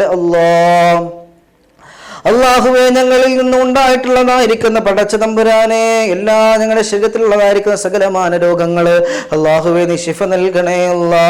ഞങ്ങൾക്ക് നെബോള നൽകല്ലേ അല്ലാ, നിപ്പ നൽകല്ലേ അല്ലാ, ബ്രെയിൻ ട്യൂമർ നൽകല്ലേ അല്ലാ. അല്ലാഹുവേ നീ കാത്തുരക്ഷിക്കണേ റബ്ബേ. അല്ലാഹുമ്മ നശ്ഫി അംറാദനാ അംറാദ ആബായിനാ അംറാദ ഉമ്മഹാതിനാ അംറാദ അഖായിബനാ അംറാദ ജിറാനിനാ അംറാദ മൻ ലഹു തഅല്ലഖു ബിനാ യാ ശാഫിഉൽ അംറാദ്. അല്ലാഹുവേ, ഞങ്ങളുടെ ആവശ്യങ്ങളെല്ലാം നീ വീട്ടി നൽകണേ അല്ലാ. അല്ലാഹുമ്മ ഖളി ഹാജാതിനാ യാ ഖാളിഉൽ ഹാജാത്ത്. അല്ലാഹുവേ അല്ലാഹുവേ അല്ലാഹുവേ, എല്ലാ ബലാ മുസീബത്ത് ആഫത്തുകളെ തൊട്ട് ഞങ്ങളെ നീ കാത്തു രക്ഷിക്കണേ അല്ലാ. അല്ലാഹുവേ, ഞങ്ങളുടെ മക്കളെ നീ കാത്തു രക്ഷിക്കണേ അല്ലാ. അല്ലാഹുവേ, ഞങ്ങളുടെ സ്വത്ത് എന്ന് പറയുന്നത് ഞങ്ങളുടെ മക്കളാണ് റബ്ബേ. അല്ലാഹുവേ, ഞങ്ങളുടെ മക്കളെ നീ സ്വാലിഹീങ്ങളായ മക്കളാക്കണേ അല്ലാ. ദീനിന് ഉപകാരപ്പെടുന്ന മക്കളാക്കണേ അല്ലാ. ദുനിയാവിന്റെ മക്കളാക്കല്ല റബ്ബേ. അല്ലാഹുവേ, അവർക്ക് ഭൗതിക വിദ്യാഭ്യാസത്തെക്കാൾ കൂടുതൽ അവർ മതവിദ്യാഭ്യാസത്തിന് പ്രാധാന്യം നൽകുന്ന മക്കളാക്കണേ അല്ലാ. അല്ലാഹുവേ, ഞങ്ങളുടെ മക്കളെ നീ ഹാഫിളീങ്ങളാക്കണേ അല്ലാ. അല്ലാഹുവേ അല്ലാഹുവേ, ആലിമീങ്ങളാക്കണേ അല്ലാ. അല്ലാഹുവേ, ഞങ്ങളുടെ കുടുംബത്തിൽ നീ ഭദ്രത നൽകണേ അല്ലാ, ശാന്തത നൽകണേ അല്ലാ, സമാധാനം നൽകണേ അല്ലാ, കെട്ടുറപ്പ് നൽകണേ അല്ലാ, ഭദ്രത നൽകണേ അല്ലാ. അല്ലാഹുവേ, എല്ലാ നിലക്കും പടച്ച തമ്പുരാൻ ഞങ്ങളുടെ കുടുംബത്തിന് പരസ്പര സ്നേഹം നിലനിർത്തി തരണേ അല്ലാ. അല്ലാഹുവേ, പരസ്പര സ്നേഹം ഞങ്ങൾക്ക് നിലനിർത്തി തരണേ അല്ലാ. ഉപ്പമാര് മക്കള് തമ്മില്, ഭാര്യമാര് ഭർത്താക്കന്മാര് തമ്മില്, മക്കളും ഉപ്പയും തമ്മിൽ അല്ലാഹുവേ പരസ്പര സ്നേഹം നിലനിർത്തി തരണേ അല്ലാ. കുടുംബ ബന്ധങ്ങൾ ശിഥിലമാകുന്നതിനെ തൊട്ട് ഞങ്ങളെ നീ കാത്തു രക്ഷിക്കണേ അല്ലാ. അല്ലാഹുവേ, ഒരുപാട് ചെറുപ്പക്കാർ ജോലിയില്ലാതെ കഷ്ടപ്പെടുന്നവരുണ്ട്. അല്ലാഹുവേ, അവർക്ക് നീ ജോലി കൊടുക്കണേ അല്ലാ. അല്ലാഹുവേ, ഒരുപാട് ആളുകൾ പടച്ച തമ്പുരാനെ അല്ലാഹുവേ വിവാഹ പ്രായമെത്തിയ ഒരുപാട് ചെറുപ്പക്കാര്, ഒരുപാട് പെൺകുട്ടികൾ പടച്ച തമ്പുരാൻ അവരെല്ലാവരും അവർക്ക് അർഹരായിട്ടുള്ള ഇണയെ കൊടുക്കണേ അല്ലാ. സ്വാലിഹായിട്ടുള്ള ഇണയെ കൊടുക്കണേ അല്ലാ. സ്വാലിഹത്തായിട്ടുള്ള ഇണകളെ കൊടുക്കണേ അല്ലാ. അല്ലാഹുവേ അല്ലാഹുവേ അല്ലാഹുവേ, ഒരുപാട് ആളുകൾ അല്ലാഹുവേ ഒരുപാട് ശമ്പളം സമ്പാദിക്കുന്നുണ്ട്, പക്ഷെ ഒരു ഖൈറും ബറക്കത്തുല്ല ഉസ്താദേ എന്ന് പറഞ്ഞുകൊണ്ട് ദുആ ചെയ്യാൻ പറഞ്ഞ ആളുകളുണ്ട്. അല്ലാഹുവേ അല്ലാഹുവേ, എല്ലാവർക്കും എല്ലാത്തിനും ഖൈറും ബറക്കത്തും നൽകണേ അല്ലാ. സമ്പത്തിൽ നീ അഭിവൃദ്ധി കൊടുക്കണേ അല്ലാ. മനസ്സിൽ പടച്ച തമ്പുരാനെ ഖൈർ കൊടുക്കണേ അല്ലാ. ഞങ്ങളുടെ മനസ്സ് നീ ശുദ്ധമാക്കി നൽകണേ അല്ലാ. അല്ലാഹുവേ, ഞങ്ങൾ ചെയ്യുന്ന ഓരോ കാര്യങ്ങളും നീ ഖൈർ നൽകണേ അല്ലാ. അല്ലാഹുവേ അല്ലാഹുവേ അല്ലാഹുവേ, പൈശാചികപരമായിട്ടുള്ള ശർറുകളെ തൊട്ട് ഞങ്ങളെ നീ കാത്തുരക്ഷിക്കണേ അല്ലാ. അല്ലാഹുവേ, പിശാചിന്റെ ശർറുകളെ തൊട്ട് ഞങ്ങളെ നീ കാത്തു രക്ഷിക്കണേ അല്ലാ. പിശാചിന്റെ പ്രേരണകൾ മനസ്സിലുണ്ടാകുന്നതിനെ തൊട്ട് നീ കാക്കണേ അല്ലാ. അല്ലാഹുവേ, മറ്റുള്ള ജനങ്ങളുടെ കണ്ണേറുകളെ തൊട്ട് നീ കാക്കണേ അല്ലാ. കാഫിരീങ്ങളുടെ കുഫറിനെ തൊട്ട് കാക്കണേ അല്ലാ. ഹാസിദീങ്ങളുടെ ഹസദിനെ തൊട്ട് കാക്കണേ അല്ലാ. പരദൂഷണം പറയുന്നവരുടെ പരദൂഷണത്തെ തൊട്ട് കാക്കണേ അല്ലാ. ഏഷണിക്കാരുടെ ഏഷണികളെ തൊട്ട് കാക്കണേ അല്ലാ. അല്ലാഹുവേ, ശത്രുക്കളെ തൊട്ട് ഞങ്ങളെ നീ കാക്കണേ അല്ലാ. അല്ലാഹുവേ ഞങ്ങളെ മുസ്ലിം സൈന്യത്തെ ശക്തിപ്പെടുത്തണേ അല്ലാ. اللهم اعز الاسلام والمسلمين واذل الشرك والمشركين وكف ايدي الكافرين. അല്ലാഹുവേ ഞങ്ങളുടെ മുസ്ലിം സഹോദരങ്ങൾ ഒരുപാട് ആളുകൾ ഒരുപാട് കഷ്ടതകൾ വിഷമതകൾ പ്രയാസങ്ങൾ പരിവട്ടങ്ങൾ പരവേശങ്ങൾ എല്ലാം അനുഭവിക്കുന്ന ഒരുപാട് സഹോദരങ്ങളുണ്ട് റബ്ബേ. അല്ലാഹുവേ അവരും നീ കാത്തു രക്ഷിക്കണേ അല്ലാ, നീ കാത്തു രക്ഷിക്കണേ തമ്പുരാനെ. അല്ലാഹുവേ ഞങ്ങളുടെ മനസ്സിനെ നീ ശുദ്ധമാക്കി തരണേ അല്ലാ. അല്ലാഹുവേ ഞങ്ങളുടെ മക്കൾക്ക് നീ നല്ല ജോലി കൊടുക്കണേ അല്ലാ. 5 വഖത്ത് നിസ്കാരം കൃത്യമായി കൊണ്ട് നിസ്കരിക്കാൻ പറ്റുന്ന തരത്തിലുള്ള ജോലി കൊടുക്കണേ അല്ലാ. അല്ലാത്ത ജോലി വരുന്നതിനെ തൊട്ട് നീ കാത്തു രക്ഷിക്കണേ അല്ലാ. അല്ലാഹുവേ ജീവിക്കുന്ന കാലത്തോളം ഇസ്സത്തോടു കൂടി അന്തസ്സോട് കൂടിക്കൊണ്ട് ഈ ലോകത്തോട് വിട പറഞ്ഞ് നിന്റെ ഇസ്ലാമിന്റെ ദീനിൽ ജീവിച്ചു മരിക്കാനുള്ള ഭാഗ്യം ഞങ്ങൾക്ക് നൽകണേ അല്ലാ. അല്ലാഹുവേ എല്ലാ നിലക്കും പടച്ചോനെ അല്ലാഹുവേ ഞങ്ങളുടെ ജീവിതത്തിൽ ഒരുപാട് പ്രയാസങ്ങൾ വരുന്നുണ്ട്, ഞങ്ങളുടെ മക്കൾക്ക് ഒരുപാട് പ്രയാസങ്ങൾ വരുന്നുണ്ട്, ഞങ്ങളുടെ ബന്ധുക്കാർക്ക് ഒരുപാട് പ്രയാസങ്ങൾ വരുന്നുണ്ട്. അല്ലാഹുവേ എല്ലാ പ്രയാസങ്ങളെ തൊട്ടും ഞങ്ങളെ നീ കാക്കണേ അല്ലാ. എല്ലാവിധ പ്രയാസങ്ങളെ തൊട്ടും ഞങ്ങളെ നീ അകറ്റി നിർത്തണേ റബ്ബേ. അല്ലാഹുവേ ഞങ്ങളുടെ മക്കള് പടച്ച തമ്പുരാനെ ഞങ്ങളെല്ലാവരും മരിക്കേണ്ടവരാണ് റബ്ബേ. പക്ഷെ അപകട മരണങ്ങളെ തൊട്ട് ഞങ്ങൾ നീ കാത്തു രക്ഷിക്കണേ അല്ലാ. റോഡിലൂടെ ചതഞ്ഞറിയുന്ന മരണങ്ങളെ തൊട്ട് കാത്തു രക്ഷിക്കണേ അല്ലാ. ഞങ്ങൾ മരിച്ചു കഴിഞ്ഞാൽ ഞങ്ങളുടെ ബോഡി പോസ്റ്റ്മോർട്ടം ചെയ്യുന്ന തരത്തിലുള്ള ഒരു മരണം ഞങ്ങൾക്ക് നൽകല്ല റബ്ബേ. ഞങ്ങൾ മരിക്കുന്ന സമയത്ത് ലാ ഇലാഹ ഇല്ലല്ലാഹ് ഉച്ചരിച്ചുകൊണ്ട് പുഞ്ചിരിച്ചുകൊണ്ട് സ്വർഗത്തിന്റെ ഫോട്ടോ കണ്ടുകൊണ്ട് ഈ ലോകത്തോട് വിട പറയാനുള്ള ഭാഗ്യം ഞങ്ങൾക്ക് നൽകണേ അല്ലാ.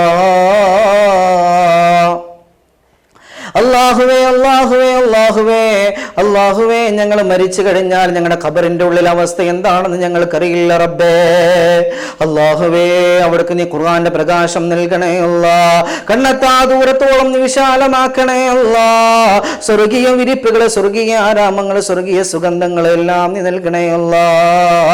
അല്ലാഹുവേ ഞങ്ങൾ മരിച്ചു കഴിഞ്ഞാൽ പടച്ച തമ്പുരാന് ഞങ്ങളുടെ മക്കള് ഞങ്ങളുടെ അടുത്ത് വന്നുകൊണ്ട് ഞങ്ങളുടെ മീസാന്റെ കല്ല് പിടിച്ചുകൊണ്ട് അസ്സലാമു അലൈക്കും ഉപ്പാ, അസ്സലാമു അലൈക്കും ഉമ്മ എന്നൊക്കെ പറഞ്ഞുകൊണ്ട് ഞങ്ങൾക്ക് വേണ്ടി യാസീനോദി പടച്ച തമ്പുരാന് നിന്നോട് ദുആ ചെയ്യുന്ന മക്കളാക്കണേ റബ്ബേ. അല്ലാഹുവേ തിരിഞ്ഞു നോക്കാതെ സ്വത്തിന് മാത്രം പ്രശ്നങ്ങൾ തമ്മിൽ വെക്കാണം കൂടുന്ന പ്രശ്നങ്ങൾക്ക് വേണ്ടി മാത്രം സ്വത്തുക്കൾക്ക് വേണ്ടി മാത്രം ഒത്തുകൂടുന്ന മക്കളായി ഞങ്ങളുടെ മക്കളെ ഭൗതിക ലോകത്തെ മക്കളാക്കി ഞങ്ങളുടെ മക്കളെ നീ മാറ്റല്ല റബ്ബേ. അല്ലാഹുവേ ഞങ്ങളുടെ മാതാപിതാക്കള് ജീവിച്ചിരിക്കുന്ന ഞങ്ങളുടെ മാതാപിതാക്കള് ആഫിയത്തുള്ള ദീർഘായുസ്സ് കൊടുക്കണേ അല്ലാ. അവരാണ് റബ്ബേ നിന്റെ പേര് പറയാൻ ഞങ്ങളെ പഠിപ്പിച്ചത് അല്ലാ. അല്ലാഹുവേ നിന്നോട് ദുആ ചെയ്യാൻ പഠിപ്പിച്ചത് അവരാണ് റബ്ബേ. ഞങ്ങളുടെ ഉസ്താദുമാരെ കാണിച്ചു തന്നത് അവരാണ് റബ്ബേ. അല്ലാഹുവേ ഞങ്ങളെ ജീവിച്ചിരിക്കുന്ന മാതാപിതാക്കൾക്ക് ആഫിയത്തുള്ള ദീർഘായുസ്സ് കൊടുക്കണേ അല്ലാ. ആഫിയത്തില്ലാത്ത ദീർഘായുസ്സിനെ തൊട്ട് അല്ലാഹുവേ നിന്നോട് ഞങ്ങൾ കാവലിനെ ചോദിക്കുന്നു റബ്ബേ.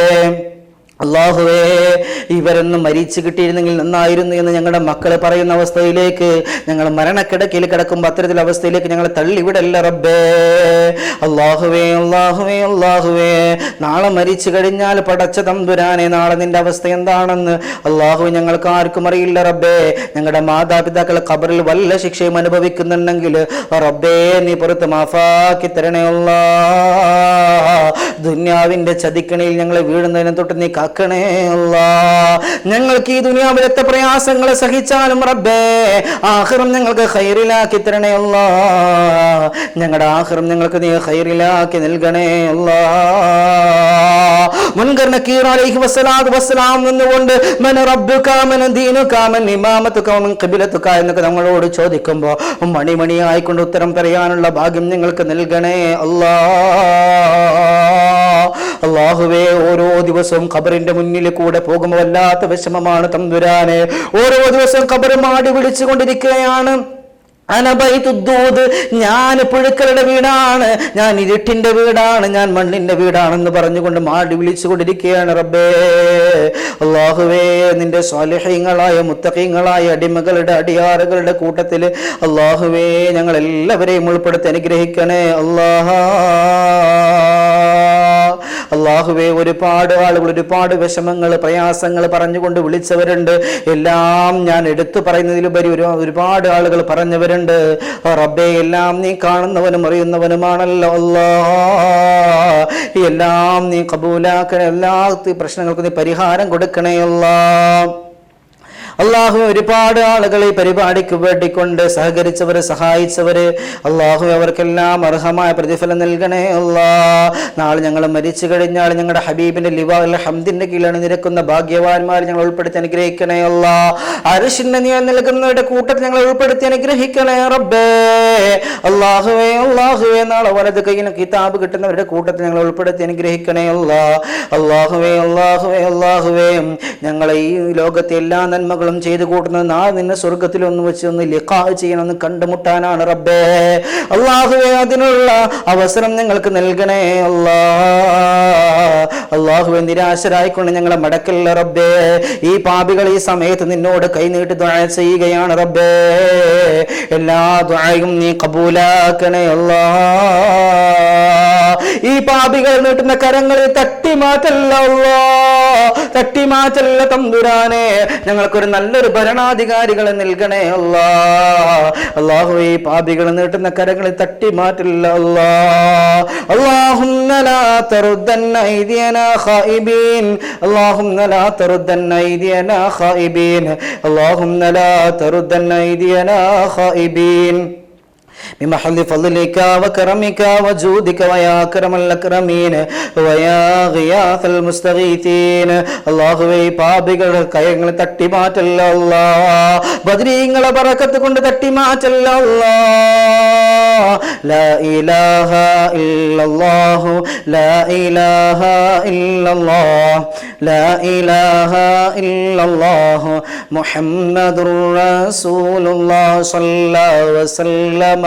ربنا على الرسول نبينا محمد حبيبنا فكلنا يا ربنا رضوان ربي عنكم يا أهل بدر منكم نرجو نجاة نكرم كونوا لنا يا هودنا إلا بلال عافة يدنيرغل مصيبة ബദരിഹിങ്ങളെ ബറകത്തിനാൽ യമൈ കാക്കണം യാ റബ്ബന.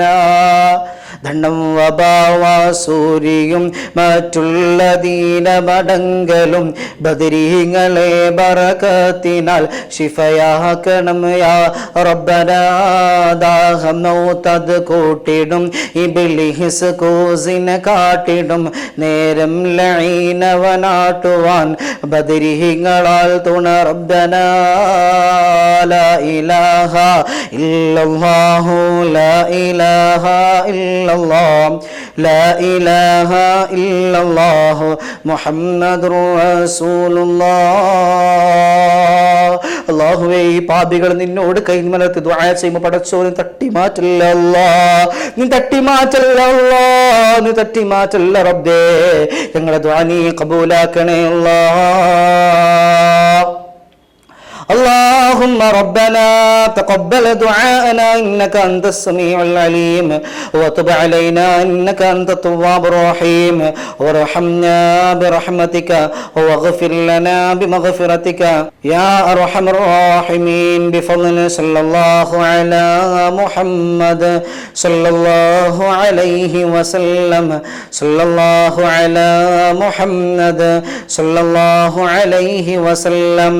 اللهم صل على محمد يا رب صل عليه وسلم.